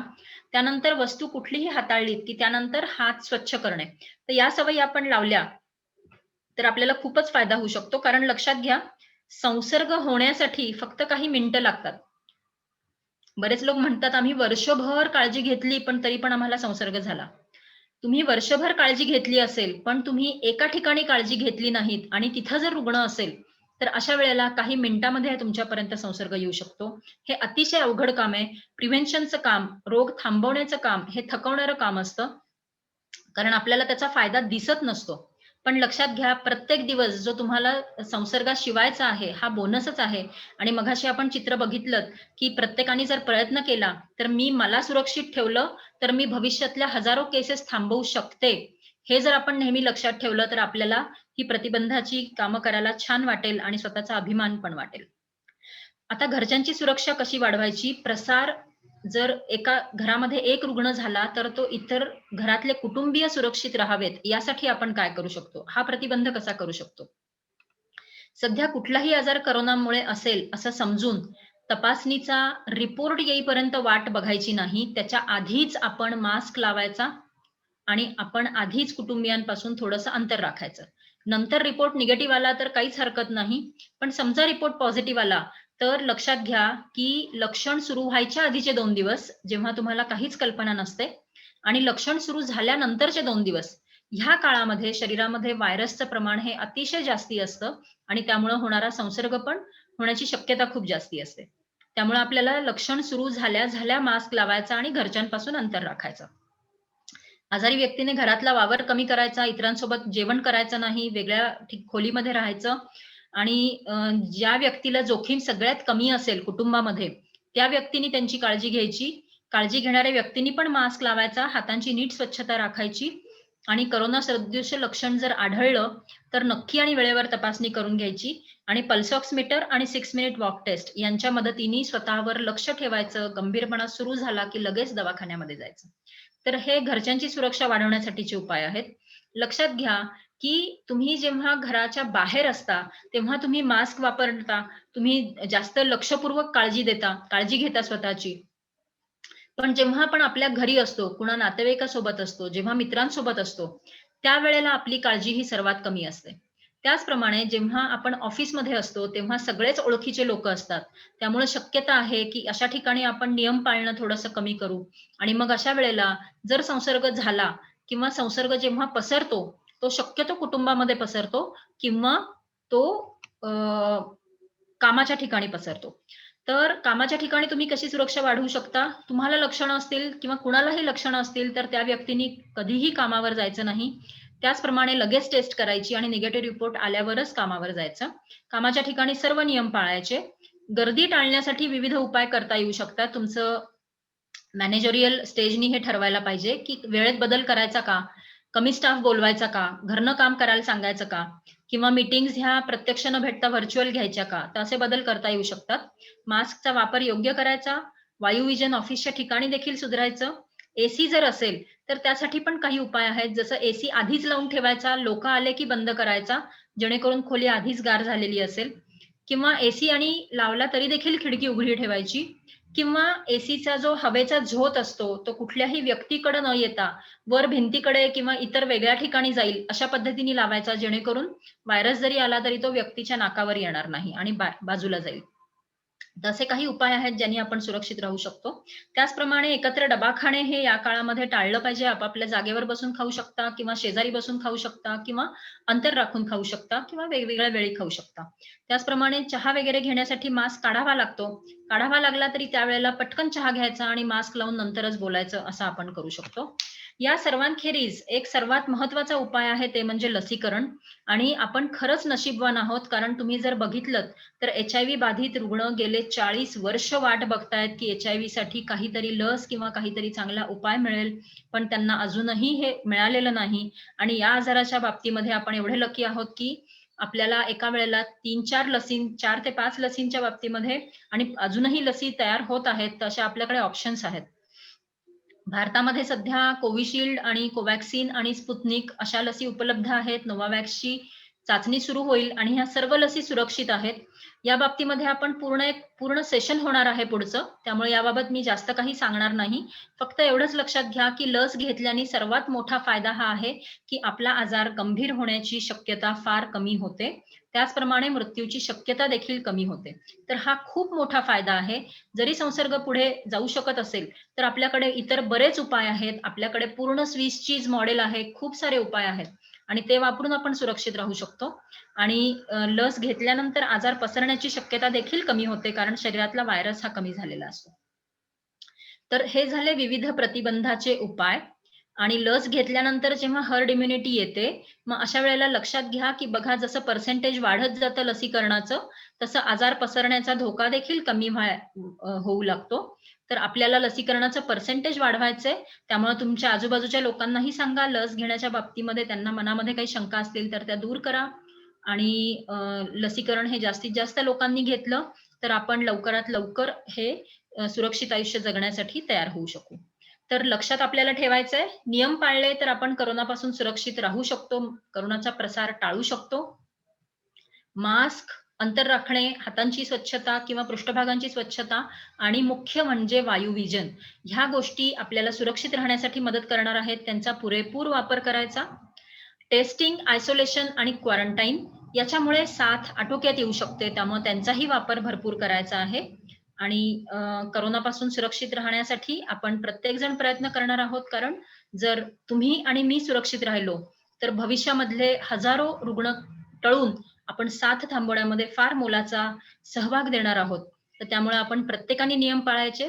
आणि हे पॅन्डेमिक कधी संपेल असा प्रश्न जर तुमच्या मनात असेल तर नियम पाळणाऱ्यांची संख्या ही नियम न पाळणाऱ्या व्यक्तींपेक्षा जेव्हा जास्त होईल त्यावेळेला ही साथ संपेल. त्यामुळे जास्तीत जास्त लोकांना आपल्या गटामध्ये घेऊया, नियम पाळूया आणि करोनापासून सुरक्षित राहूया. धन्यवाद.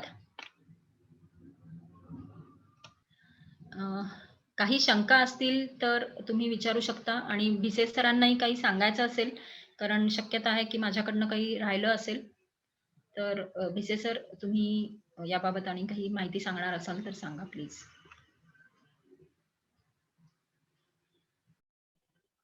हा मॅडम, तुम्ही सर्व मुद्दे अतिशय व्यवस्थितपणे उलगडून सांगितलेत मॅडम. आणि तुमचा संपूर्ण भर हा वैयक्तिक पातळीवर आपण काय करू शकतो जेणेकरून हे आपण कोविडच्या पॅन्डेमिकशी सामना करू, हे तुम्ही सर्व मुद्दे अतिशय छान विशद केले. मी फक्त एक छोटीशी गोष्ट ऍड करू इच्छितो की आपण एखाद्या व्यक्तीने या संपूर्ण पॅन्डेमिकचा कशा पद्धतीने सामना करायचा या संदर्भात सर्व विवेचन केलं, परंतु आपल्याला कम्युनिटी लेवलला काय ट्रान्समिशन प्रिव्हेंट करण्यासाठी काय करावं लागतं, त्यासाठी कुणी काय करायचं या संदर्भामध्ये थोडंसं मी ऍड करतो मॅडम. की ज्यावेळेस आपण संपूर्ण समाजामध्येच हा आजार कमीत कमी प्रसार व्हावा, याचं प्रिव्हेन्शन व्हावं या संदर्भात विचार करायला लागतो, तेव्हा आपण वैयक्तिकरित्या त्याच्यामध्ये इन्व्हॉल्व्ह होऊन फक्त उपयोग होत नाही, तर इतर सर्व संस्था आणि यंत्रणा याच्यामध्ये इन्व्हॉल्व्ह होणं अपेक्षित आहे. आणि त्यासाठी सरकारनं पुढे येणं अपेक्षित आहे, समाजाने एकत्रितरित्या पुढे येणं अपेक्षित आहे आणि त्यासाठी काही ऍक्टिव्हिटीज आपल्या सरकारनं आपल्या समोर करत आहेत. सगळ्यात महत्वाचं म्हणजे ज्यावेळेस आपल्याला समाजामध्ये याचं प्रमाण कमी करायचं असतं तेव्हा आपल्याला प्रिव्हेंटिव्ह मेडिसिनचं जे महत्वाचं तत्व आहे की कुठलाही आजाराचा ज्यावेळेस आपल्याला ब्रेक करायचं ती चेन, त्यावेळेस आपल्याला 3 गोष्टीचा विचार करतो आपण की त्याचं एजंट कोण आहे किंवा रिझर्वायर कोण आहे, कुठं हा जंतू असतो, तो कुठल्या माध्यमानं दुसऱ्या व्यक्तीपर्यंत प्रसारित होतो आणि ज्याच्याकडे प्रसारित होतो त्याच्यामध्ये तो का प्रसारित होतो. तर हे सर्व करत असताना सगळ्यात महत्वाची गोष्ट प्रशासनाला करणं अपेक्षित असतं की जिथं जिथं केस आहे कोविडची ते शोधणं ही फार महत्वाची भूमिका, कारण ती केस ही इतर लोकांना ज्यांना अजून लागण झालेली नाही अशा लोकांना संसर्ग करतात. त्यामुळे सगळ्यात महत्वाची ऍक्टिव्हिटी समोर येते ते म्हणजे सर्व केसेसचं डिटेक्शन. आणि त्यासाठी सर्व समाजामध्ये आपल्याला मेसेज द्यावा लागतो की केसेसचं डिटेक्शन होणं हे ह्या पॅन्डेमिकचं प्रिव्हेन्शन होण्यासाठी फार आवश्यक बाब आहे आणि त्यासाठी सर्वांनी त्याला मदत करणं आवश्यक. आणि केसेस आपण कशा डिटेक्ट करू शकतो, तर सोपी गोष्ट त्याच्यामध्ये आपल्याला की कोविडचे काही लक्षणं असतात. ही लक्षणं जर आपल्या पुण्यामध्ये पर्टिक्युलरली या पॅन्डेमिकच्या काळामध्ये जर जाणवत असतील तर अशा वेळेस लवकरात लवकर टेस्ट करून घेणं फार आवश्यक. म्हणून टेस्ट हे सगळ्यात महत्वाचं सूत्र आहे याच्यामध्ये, जेणेकरून आपण प्रत्येक केस लोकेट करू शकतो. आणि एकदा जर का आपण ही केस लोकेट केली तर त्याच्या पुढे दुसरी स्टेप असते की त्या केस पासून इतरांना प्रादुर्भाव होऊ नये म्हणून सर्व इतरांपासून त्या केसला दुसरीकडे वेगळ्या ठिकाणी, त्याला आपण आयसोलेशन करायचं असं म्हणतो, त्या ठिकाणी त्यांना नेऊन सोडायचं. प्रशासन ही ऍक्टिव्हिटी करत असतं. आपण बऱ्याच ऐकत असतो की टेस्ट करा, टेस्ट केल्यानंतर कुठेतरी त्यांना एका कोविड केअर सेंटरला घेऊन जात आहेत. त्याचा सगळ्यात महत्वाचा हेतू ट्रीटमेंटपेक्षा हा असतो की ती सदर व्यक्ती इतर निरोगी व्यक्तीपासून किंवा ज्यांना अजून संसर्ग झालेला नाही अशा व्यक्तीपासून त्यांना दूर ठेवणार. मग आता नेमकी टेस्ट कोणाची करायची?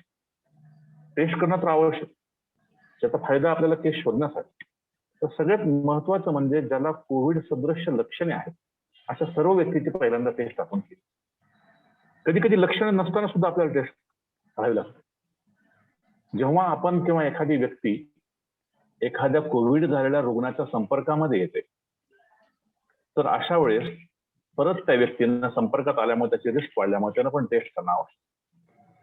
किंवा अशी एखादी व्यक्ती असते की ज्यांनी एखाद्या मोठ्या गर्दीच्या ठिकाणी गेलेले, कुठे सभा झालेली आहे, कुठे लग्न समारंभ झालेला आहे, कुठे लेक्चर ऐकलेला आहे, तर अशा वेळेस एक आपल्या मनातली शंका काढावी, नकळत हे झालेलं आहे, तर अशा वेळेस तुम्ही टेस्ट करून घेणं अपेक्षित आहे. कारण आपल्याला माहित नाही की आपल्या आजूबाजूला खरंच कोविडचा रुग्ण होता किंवा नाही.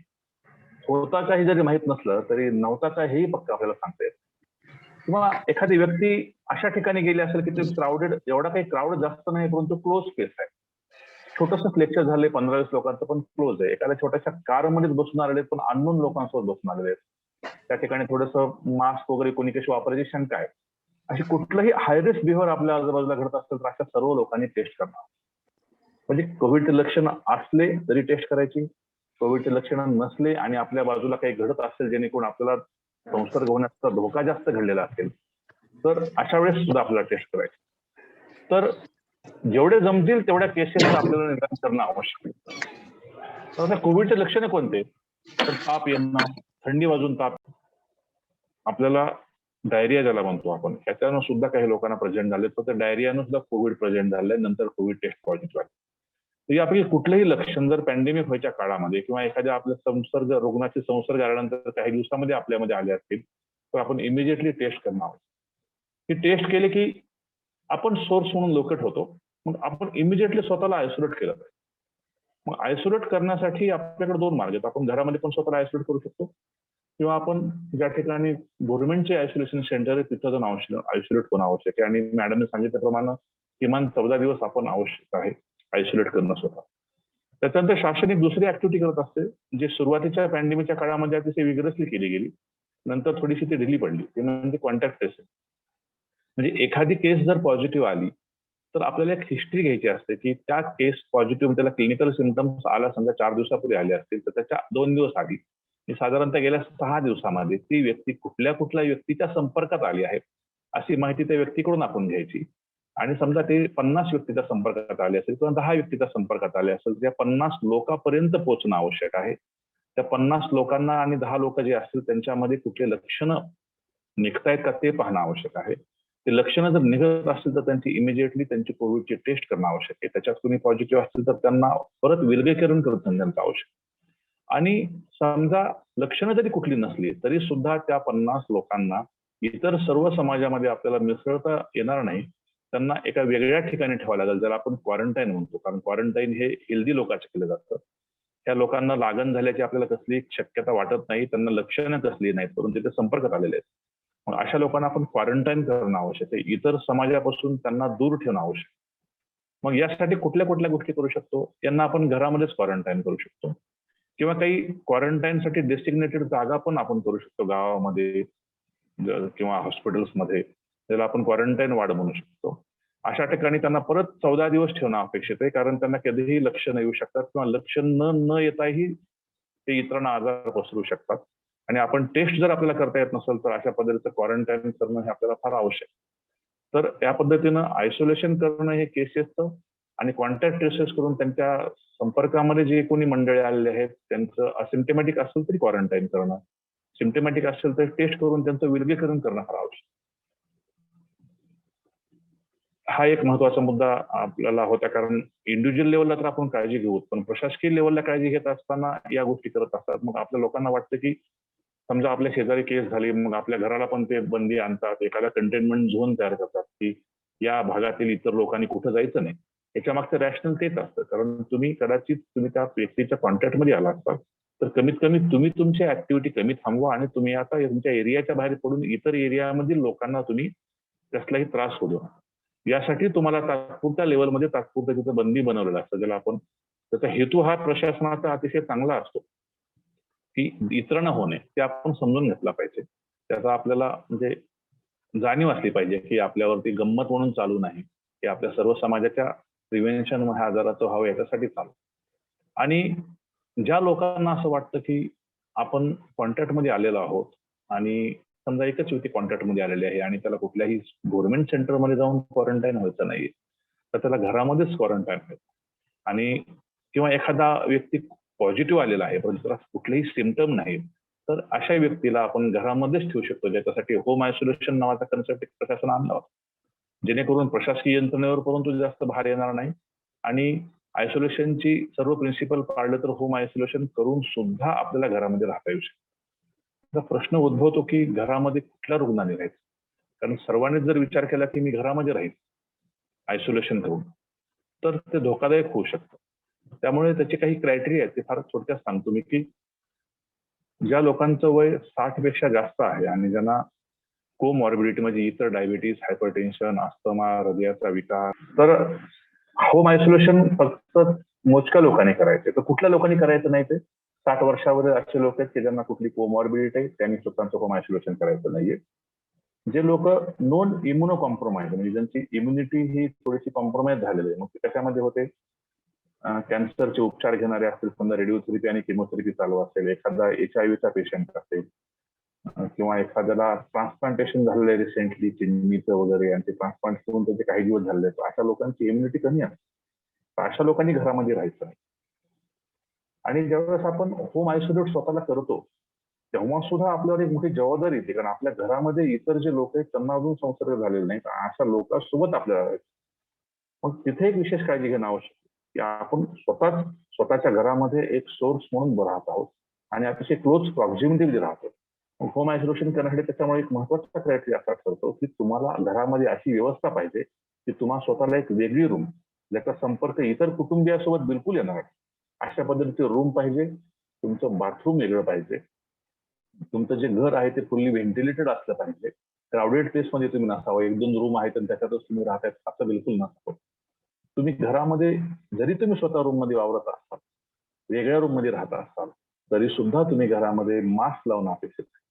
आणि तुमची काळजी घेण्यासाठी प्रत्येकाला बऱ्याच लोकांना इंटरेस्ट येऊ शकतो की आईला वाटेल काळजी, वडिलाला वाटेल, पत्नीला वाटेल, कोणाला वाटेल, परंतु तुम्ही कमीत कमी एक्सपोजर व्हावा म्हणून घरामध्ये फक्त एकाच व्यक्तीला नियुक्त करावं की याच व्यक्तीच्या माध्यमातून फक्त मला जे काही जेवण आहे, पाणी आहे ते मिळेल, त्याच व्यक्ती फक्त माझ्या रूम मध्ये येईल.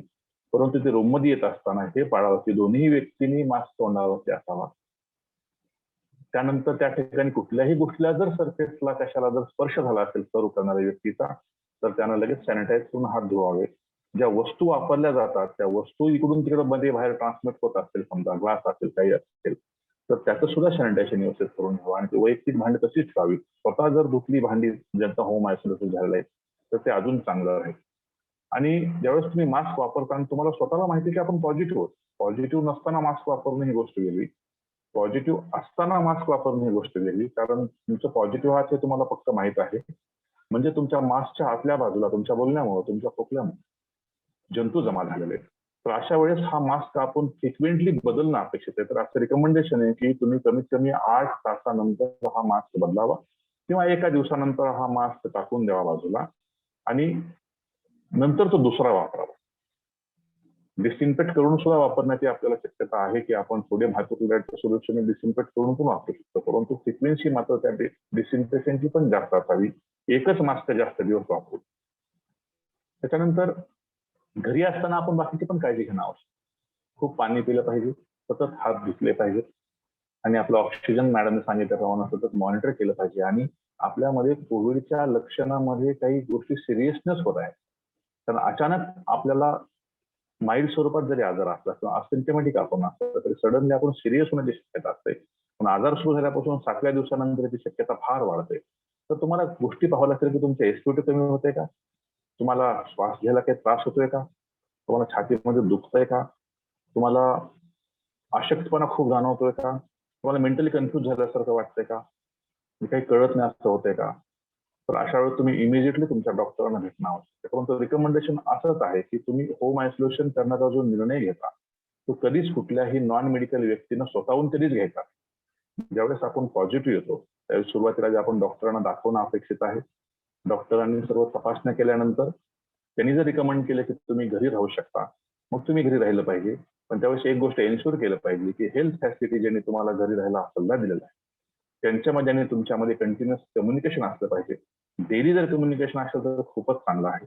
त्यासाठी तुम्ही घरामध्ये जर चार्ट तयार केला, चार्टमध्ये पर्टिक्युलरली एसपीटी तुमचे किती आहे, होममेड ब्लड प्रेशर अपार्टस मिळतात, तर ब्लड प्रेशर अपार्टस किती मोजू शकता तुम्ही, तुमचं पल्स रेट मोजू शकता तुम्ही, तुमचं टेम्परेचर मोजू शकता तुम्ही, तुमची झोप किती होती मोजू शकता, तुम्ही दिवसातून पाणी किती गिलास लिटर पिता ते मोजू शकता. एक चार्ट आपण बनवू शकता आणि हा चार्ट 2-3 दिवसाला किमान आपण तुमची जी हेल्थ फॅसिलिटी त्यांच्यासोबत शेअर करू शकता किंवा डेली शेअर करू शकता, जेणेकरून तुमच्यामध्ये काही बदल घडतोय का ते कळत. पण होम आयसोलेशन झालेला पेशंट सिरियस होण्याची शक्यता नंतर असते आणि अशा वेळेस त्याला इमिजिएटली दवाखान्यात जाणं सुद्धा आवश्यक. म्हणजे ही एक जी ऍक्टिव्हिटी असते की आपण केसेस शोधल्या पाहिजेत, कॉन्टॅक्ट टेस्ट करून अजून केसेस शोधल्या पाहिजेत.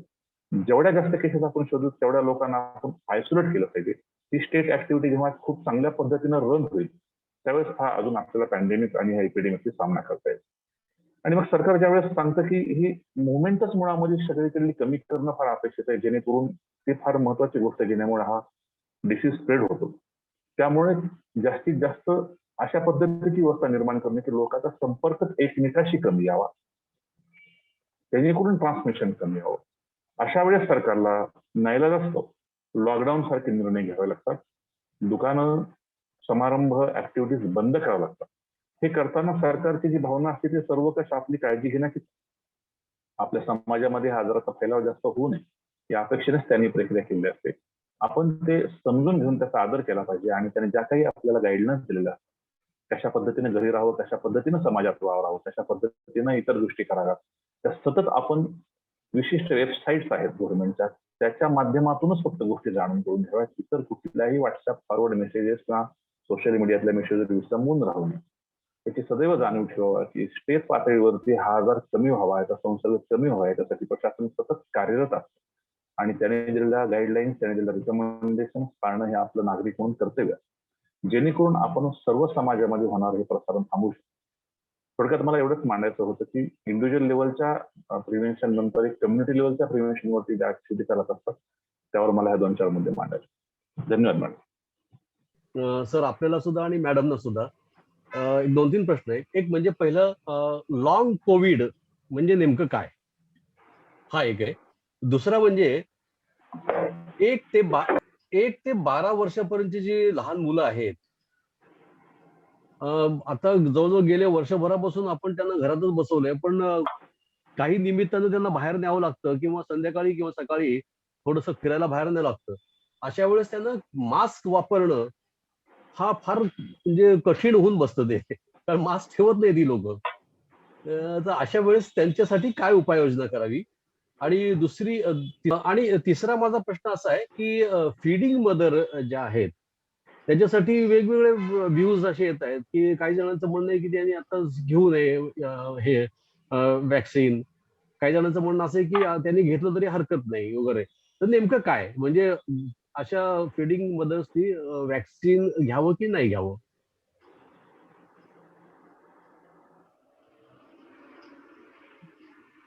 असे 3 प्रश्न आहेत माझे.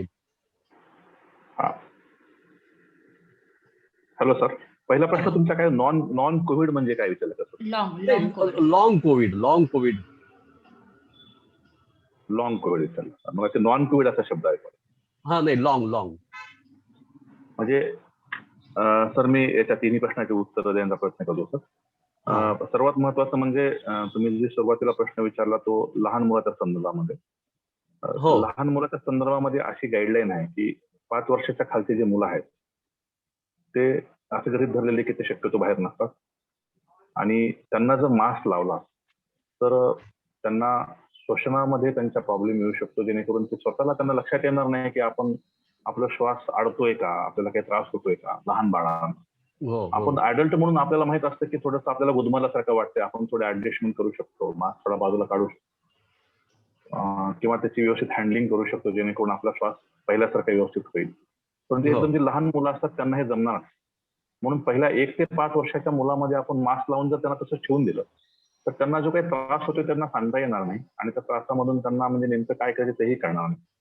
त्यामुळं आणि त्यांची ऍक्टिव्हिटी पण अतिशय as compare to adult public activity अतिशय कमी असल्यामुळे असं रिकमेंडेशन दिलेलं आहे की लहान मुलांना पहिल्या 5 वर्षाच्या खालच्या मुलांना मास्क वापरायची आवश्यकता नाही पडत, नाही. त्यांना वापरू नये. आणि समजा काही XYZ कारणामुळे त्याला तुम्हाला बाहेर घेऊन जावं लागत असेल तर अशा वेळेस तुम्ही त्याला मास्क वापरू शकता, परंतु ते तुम्हाला पॅरेंट म्हणून त्याची सतत काळजी घ्यावी लागेल की त्या मास्कमुळे त्याला काही त्रास होत नाही ना, कारण त्याला ते सांगता येणार नाही. एवढंच कारण आहे. अदरवाईज तुम्ही मास्क वापरू शकता. एक 5 वर्षाचा मुलगा सांगेल, कदाचित 3 वर्षाचा मुलगा सांगेल, पण समजा एखादं 6 महिन्याचं बाळ असेल त्याला जर मास्क वापरत असेल तर हो. मात्र प्रॉब्लेम येऊ शकतो की त्याला काहीच कळणार नाही, तो फक्त रडेल बाळ, नेमकं काय होते कळणार नाही. तर हे 3 वर्षाचा मुलगा बोलेल. त्यामुळे अंडर 5 मुलामध्ये मास्क वापरू नये असं रिकमेंडेशन दिलेलं आहे. की तो हाच आहे की त्याला त्याचा डिस्कम्फर्ट होऊ नये. आणि जे 5 वर्षाच्या वरची मुलं आहेत त्यांना मात्र तुम्ही सांगू शकता हा मास्क आपण कशासाठी वापरला आहात, काय त्रास झाला तर काय करायचं, तर त्यांना तुम्ही तुमच्या मार्गदर्शनाखाली मास्क वापरायला लावू शकता.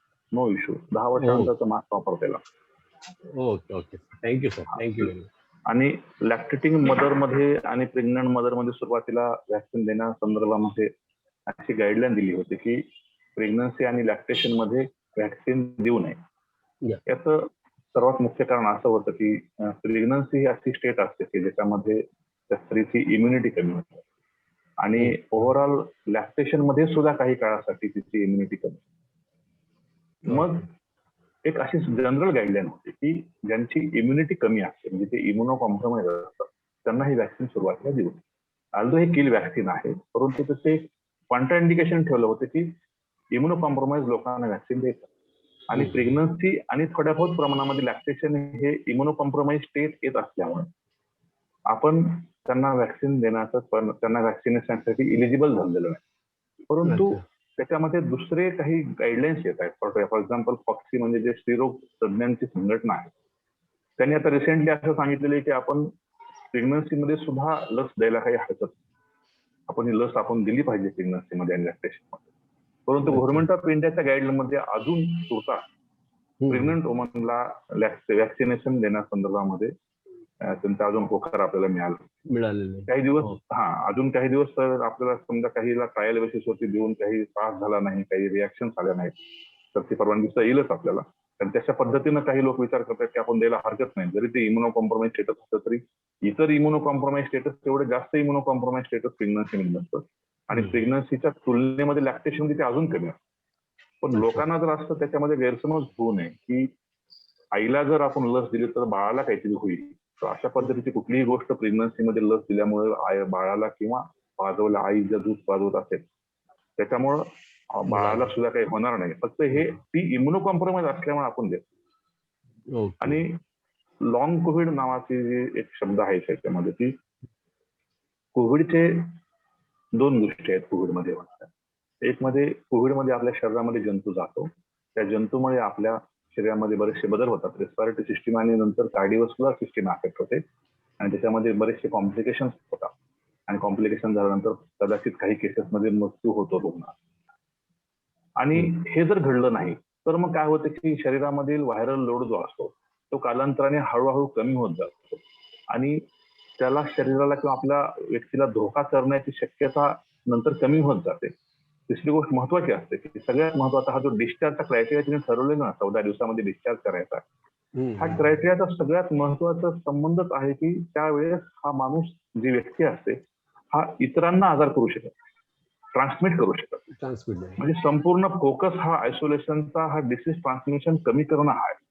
पण त्याच्यानंतर कोविड या आजाराचे जंतू त्याच्यानंतरही त्याच्या शरीरामध्ये कमी प्रमाणामध्ये असू शकतात. हा पहिला मुद्दा आहे. ते हळूहळू डिक्लाइनच होणार आहे, कारण व्हायरसचं हेच व्हायरल कुठल्याही इन्फेक्शनचं हेच सूत्र असतं की तो सेल्फ लिमिटिंग आजार असतो. काही कालांतराने तो स्वतःच आजार हा दुरुस्त होतो, कारण तो व्हायरल लोड शरीरामधला हळूहळू कमी होतो. इव्हन तेच तत्व व्हायरल इपिडेमिकला पण लागू होतं. आपण एकदम आजाराची साथ येते आणि 2 महिन्यानंतर आपोआप कमी होते. मग काही लोकांचा तात्पुरता असे समज असतो की आपण खूप काहीतरी ऍक्टिव्हिटी केल्यामुळं हा कंट्रोल झालेला आहे. तरी थोडं बहुत खरं असेल, पण प्रयत्न केला तर त्याच्यात काहीतरी यशामध्ये सहभाग असेल. परंतु निसर्गाचाच फार मोठा सहभाग असतो की व्हायरल इपिडेमिक सुद्धा सेल्फ लिमिटिंग असतं. आपण बघितलं 2 लिमिटिंग मध्ये 2 महिने चाललं फास्ट आणि एकदम डिक्लाइन झालं, सडनली फास्ट डिक्लाइन होतं.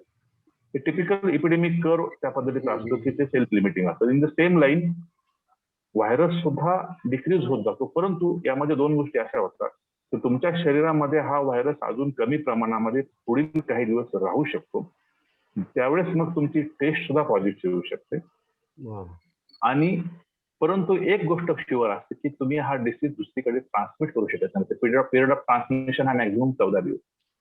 आणि लॉंग कोविड हा शब्द अशासाठी येतो की कोविडचा आजार होऊन झाल्यानंतर त्याच्यामध्ये मृत्यू होण्याची किंवा कोविडचं कॉम्प्लिकेशन होण्याची शक्यता पूर्णतः कमी झाल्यानंतर सुद्धा या कोविडमुळं इतर काही गोष्टी आपल्या शरीरामध्ये होत असतात, जेणेकरून कोविडच्या नंतर एक पद्धतीची मॉर्बिडिटी आपण ज्याला शरीरामध्ये राहते आणि त्याची लक्षणं आपल्याला खूप दिवस जाणवतात, कारण आपल्या शरीरावरती त्यांनी परिणाम केला. त्यातलं सगळ्यात महत्वाचं लक्षण आहे म्हणजे व्हायरलच्या एपिडेमिक मध्ये सगळ्यांना होत असते, त्यामध्ये खूप पद्धतीनं अंग दुखणं, थकवा येणं. येस. थकवा खूप दिवस राहतो, जॉईंट्स दुखू शकतात तुमचे, पूर्ण अंग दुखू शकतं, डोकं दुखू शकतं. हा महिनाभर राहतं, कोणाला प्रत्येकाच्या तब्येतीनुसार हे 2 महिने पण ही गोष्ट राहू शकते. आणि आता तर अशा काही गोष्टी समोर येत आहेत की आपण जाणवतो, आपण कधी ऐकलं असेल की त्याच्यामध्ये थ्रोम्बस फॉर्मेशनची शक्यता व्हायरस ह्या आजारामध्ये, ज्याच्यामुळं आपण डी डायमरची टेस्ट करतो, थ्रोम्बस तयार झाल्या कारणाने बघतो. तर हा जो तयार होणारा थ्रोम्बस असतो, हा थ्रोम्बस तयार होऊन तसाच राहण्याची एक शक्यता असते की थ्रोम्बस झाला तयार आणि तो तसाच राहिला, किंवा काही वेळेस थ्रोम्बस हा उशिरा सुद्धा तयार होऊ शकतो. त्यामुळे थ्रोम्बस तयार झाल्यामुळे होणारे दुसरे काही आजार असतात. फॉर एक्झाम्पल थ्रोम्बस तयार झालाय त्याच्यामुळे एम्बोलिझम झालाय, थ्रोम्बस तयार झालाय नेमका तो करोनरी आर्टरीज म्हणजे तयार झालाय त्याच्यामुळे हृदयविकाराचा झटका येऊ शकतो. थ्रोम्बस तयार झालाय आणि तो नेमका मेंदूच्या रक्तवाहिन्यामध्ये तयार झालेला आहे आणि त्यामुळे स्ट्रोकचा अटॅक येऊ शकतो. हा, तर अशा पद्धतीनं काही आजार हे त्याचे दुष्परिणाम आपला लॉंग टर्म सुद्धा जाणू शकतात. मग आपल्याला असा समज करायला दाखवतो की 14 दिवसानंतर ही गोष्ट संपणार आहे, पण ती तशी नसते. 14 दिवसानंतर फक्त ट्रान्समिशन संपणार आहे. आजाराचा जो सिक्वेली आहे तो अजून काही लॉंग टर्म चालतच राहणार आहे. मग हा असा लॉंग टर्म अफेक्टिंग असा कोविड असतो, फक्त 14 दिवसापुरतं मर्यादा त्याला नाही, म्हणून त्याला लॉंग कोविड अशा पद्धतीनं पण आपण सांगतो. Okay sir, thank you very much sir, खूप छान सांगितलं. मॅडम तुम्ही अजून काही ऍड करायचं करा मॅडम. लॉंग कोविड हे पोस्ट व्हायरल सिंड्रोम सारखा प्रकार आहे आणि हा जसा नवीन आजार आहे तसं या लॉंग कोविड बद्दल देखील अजूनही माहिती तयार होत आहे. काही रुग्ण असे आहेत ज्यांना नॉन स्पेसिफिक तक्रारी असतात, जसं हार्ट रेट हा 120, 140 वगैरे अशा दराने चालू राहतो, किंवा त्याला एक पॉट्स असं म्हणतात. काही जणांना झोपेच्या तक्रारी होऊ शकतात, काही जणांना केस गळू शकतात, काही जणांना पाळीच्या तक्रारी होऊ शकतात. बऱ्याच जणांना जर त्यांनी काही काम केलं तर जो थकवा पुन्हा एकदा येणं किंवा पुन्हा पुन्हा ताप येणं, काही जणांना श्वास घ्यायला त्रास होऊ शकतो, धाप लागू शकते, फायब्रोसिस होतं. तसं पूर्ण शरीरासाठी किंवा काही लोकांमध्ये डायबिटीसची सुरुवात होऊ शकते किंवा थायरॉइडला अफेक्शन होऊ शकतं. तर अशा पद्धतीने इम्युनिटीशी रिलेटेड म्हणजे या आजाराचं नक्की कारण काही असं पण म्हणतात की बहुधा ब्रेनमध्ये राहतोय का व्हायरस, किंवा फक्त इम्युनिटीशी रिलेटेड आहे का, ऑटोइम्युन आहे का. तर याच्या बाबतीमध्ये अजूनही संशोधन चालू आहे. भारतामध्ये त्याच्याबद्दल जागृती थोडीशी कमी आहे, पण बाहेरच्या देशांमध्ये लोकांनी एकत्रित येऊन WHO कडे मागणी करून की आम्हाला तुम्ही मान्यता द्या आणि हा एक वेगळा आजार आहे लॉंग कोविड, तर अशा पद्धतीचं त्यांनी केलेलं आहे. ओके. यामध्ये फक्त मी एक ऍड करू इच्छिते की स्तनपान देणाऱ्या मातांना लस देणं हे पूर्णपणे सुरक्षित आहे आणि त्याचा फायदा असा आहे की आईच्या शरीरामध्ये जे अँटीबॉडीज तयार होतील त्या बाळापर्यंत पण पोहोचतील आणि बाळ देखील सुरक्षित होईल. त्यामुळे स्तनपान करणाऱ्या माता न घाबरता लस घेऊ शकतात. पोस्ट कोविड कॉम्प्लिकेशनचा एक सेपरेट सेशनच आहे.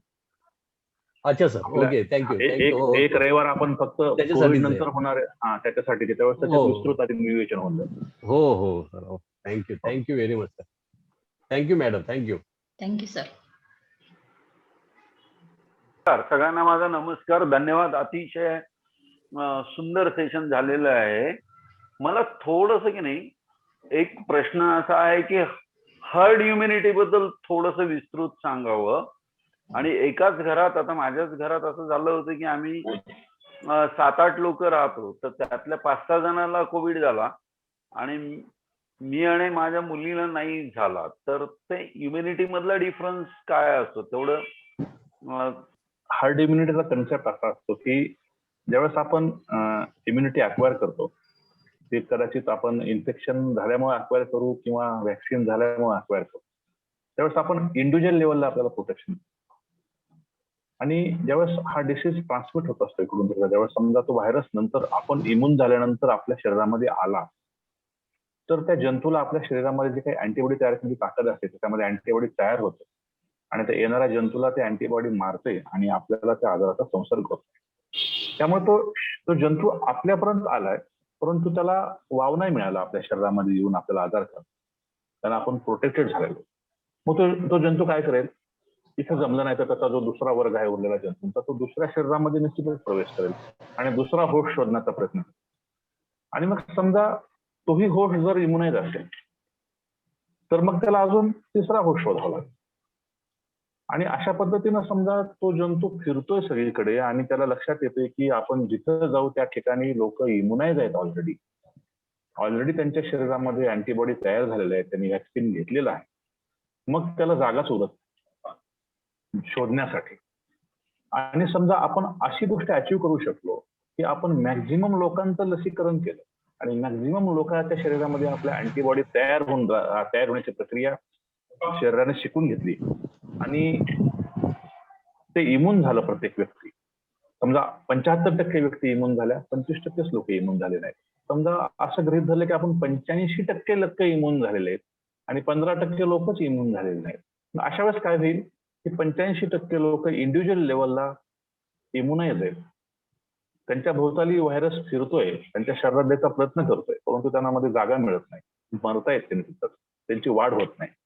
आणि मग त्याच्या फिरण्यामध्ये कदाचित त्याला ह्या 15% पोहोचणं तेवढं सोपं नाही. समजा तो फिरतोय आणि त्याला 100 लोक आहेत आणि 100च्या 100 अनइम्युनाइज आहेत, त्याच्याऐवजी त्याला 50च अनइम्युनाइज आहेत, तर 50 तर सेफ आहेत, मग तो 50 ठिकाणचा प्रयत्न फेल होणार आहे. आणि आपल्याला माहिती आहे की त्याचं जर वाढ झाली नाही तर तो लिमिट होणार आहे.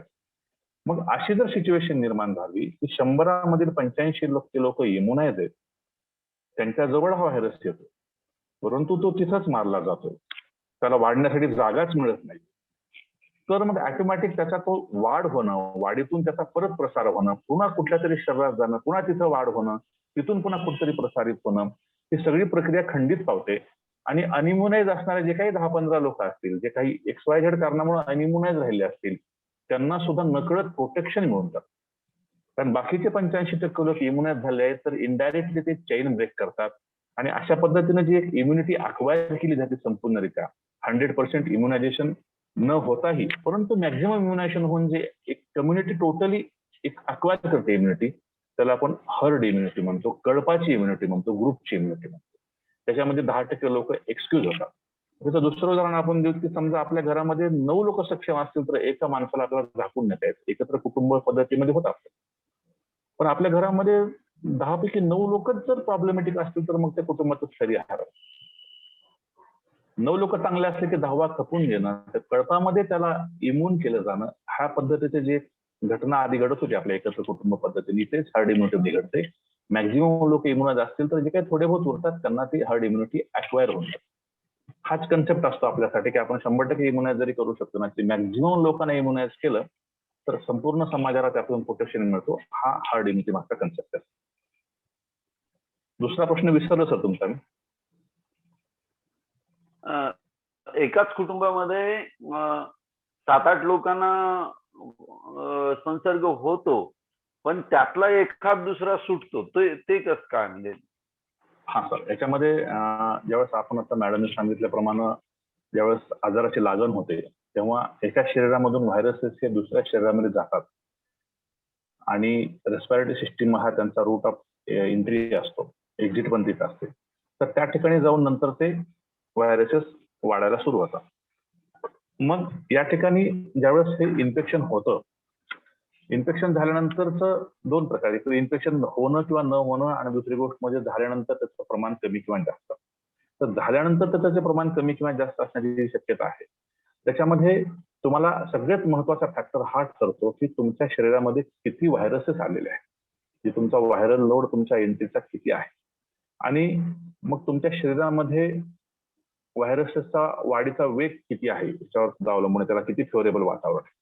त्याचा सगळ्यात महत्वाचा म्हणजे कमी वेळामध्ये जर जास्त व्हायरस तुमच्यामध्ये आले तुमच्या शरीरामध्ये आणि परत सतत येत गेले, समजा तुम्ही एखाद्या कोविडच्या संपर्कामध्ये, तर तुमचा व्हायरल लोड हा वाढत जातो आणि तुमच्यामध्ये क्लिनिकल सिम्पटम जास्त होण्याची शक्यता असते. त्यामुळे प्रत्येकाचं चित्र वेगळं होतं, काही असिम्प्टमॅटिक राहतात, काही सिम्प्टमॅटिक राहतात. पण काही लोकांमध्ये काय असते की एक नॅचरल इम्युनिटी असते थोडीशी चांगली, ज्याच्यामध्ये काही एक्झॅक्टली ह्या व्हायरसच्या अगेन्स्ट नसते, परंतु एक जनरल इम्युनिटी असते आपली, त्याच्यामध्ये सुद्धा रिॲक्शन जे आहे आपल्या शरीरामध्ये येणाऱ्या व्हायरसची त्याच्यानुसार थोडासा बदल होतो. दुसरी गोष्ट म्हणजे ज्यावेळेस तुम्ही कुटुंबाचं उदाहरण घेतलं, त्यामुळे जर तुम्ही सर्वजण जर एका कुटुंबामध्ये राहत असतात तरी डेफिनेटली त्याच्यामध्ये सर्वांचं जे काही पर्सनल बिहेवियर असतं ते सारखं नसतं. म्हणजे पर्सनल बिहेवियर म्हणजे स्वतःचे हात धुणं, दुसरी गोष्ट मास्क कसा वापरलाय, मास्क व्यवस्थित पद्धतीने लावलाय का नाही, मास्क सतत वापरलाय का नाही, त्या पर्सनल बिहेवियर मध्ये निश्चितच फरक पडतो.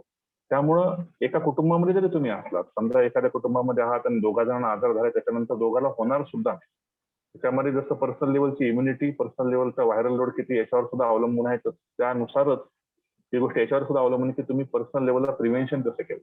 आता मी माझ्या बोलताना होम आयसोलेशनचं उदाहरण दिलं की तुम्ही एकाच घरामध्ये तुम्ही केस ठेवू शकता आयसोलेशन करून आणि इतर लोकांना हा आजार होण्याचं टाळू शकता.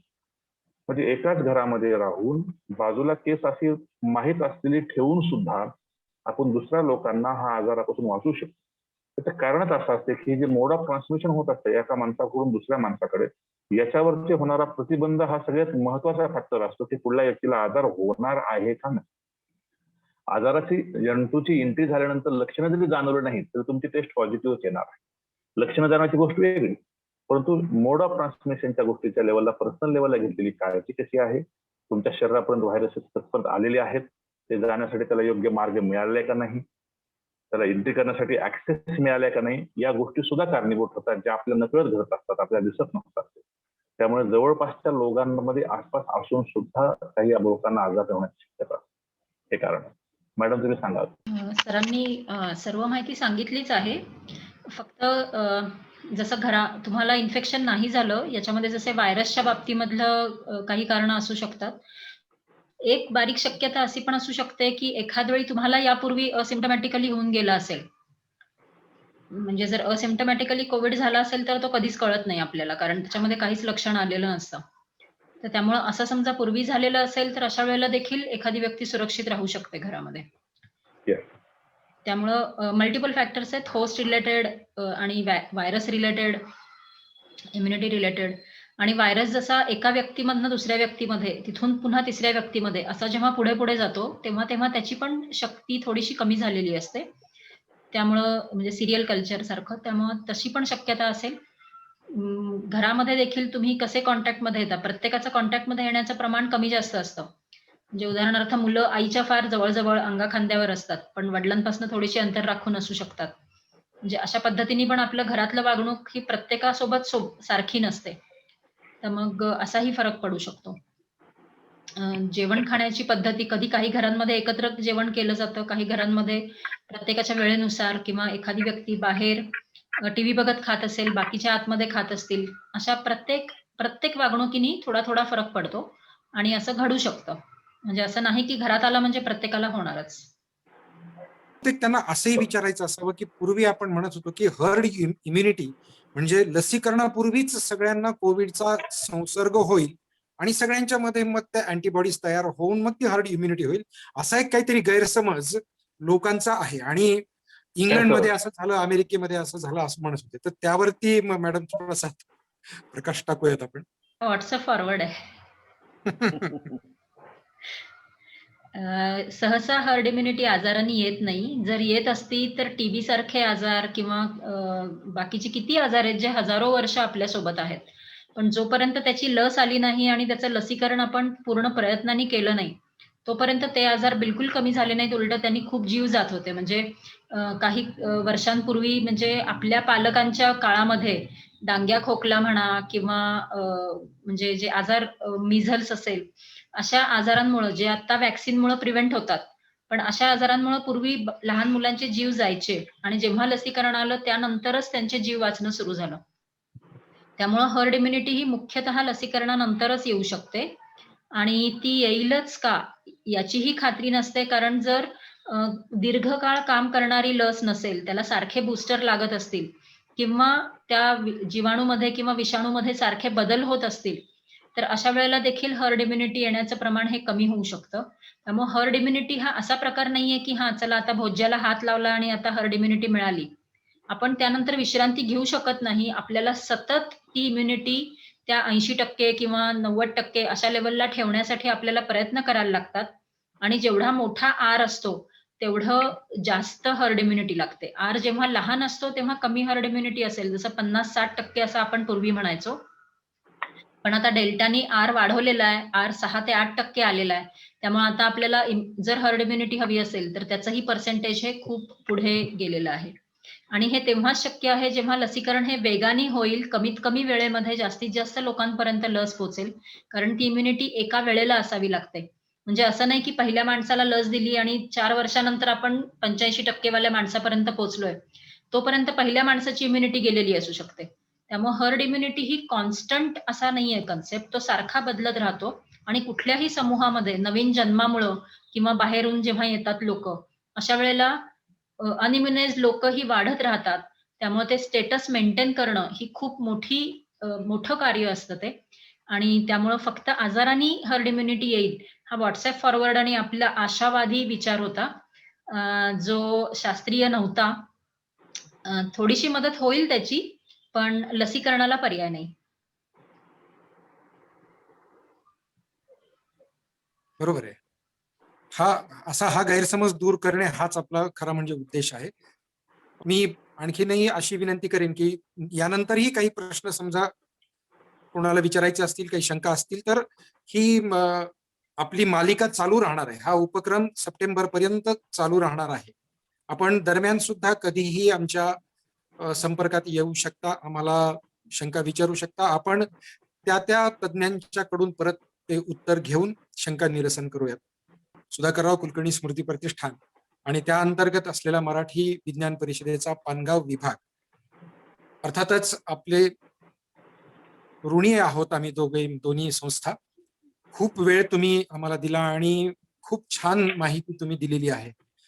आणि मी परवा जे निवेदन केलं त्यानुसार मी परत एकदा इथे सगळ्या उपस्थितांना सांगू इच्छितो की तुमची आणि आमची ही तळमळ फक्त लोकांपर्यंत खरी माहिती पोहोचवण्याची, हाच आपल्यामधला खरा म्हणजे समधर्मी दुवा आहे आणि म्हणूनच आपण हे करू शकतो.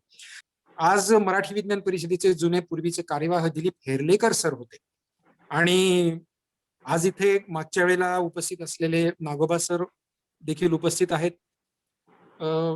MIMSR मेडिकल कॉलेजचे माजी अधिष्ठाता डॉक्टर जे देशपांडे सर आहेत. प्रतिष्ठानचे अध्यक्ष आहेत नानासाहेब गाठाळ काका. मी आणि परत एकदा आवाहन मी असं करेन की आज जे उपस्थित आहेत त्या सर्वांनी आपल्या नातेवाईकांना, मित्रांना, स्नेहींना, कोणी शिक्षक असतील तर विद्यार्थ्यांना, सहकारी प्राध्यापक शिक्षकांना आवाहन करून ही माहिती देऊन पुढच्या कार्यक्रमाला हजर राहण्याची विनंती करावी. सर्वांचे परत आभार मानून आजचा कार्यक्रम संपला असे मी इथे जाहीर करतो. परत भेटूयात पुढच्या रविवारी संध्याकाळी 5 वाजता. एक कोरोना संबंधित नवा वेगळा असा एक भाग आपण पाहणार आहोत परत एकदा. धन्यवाद.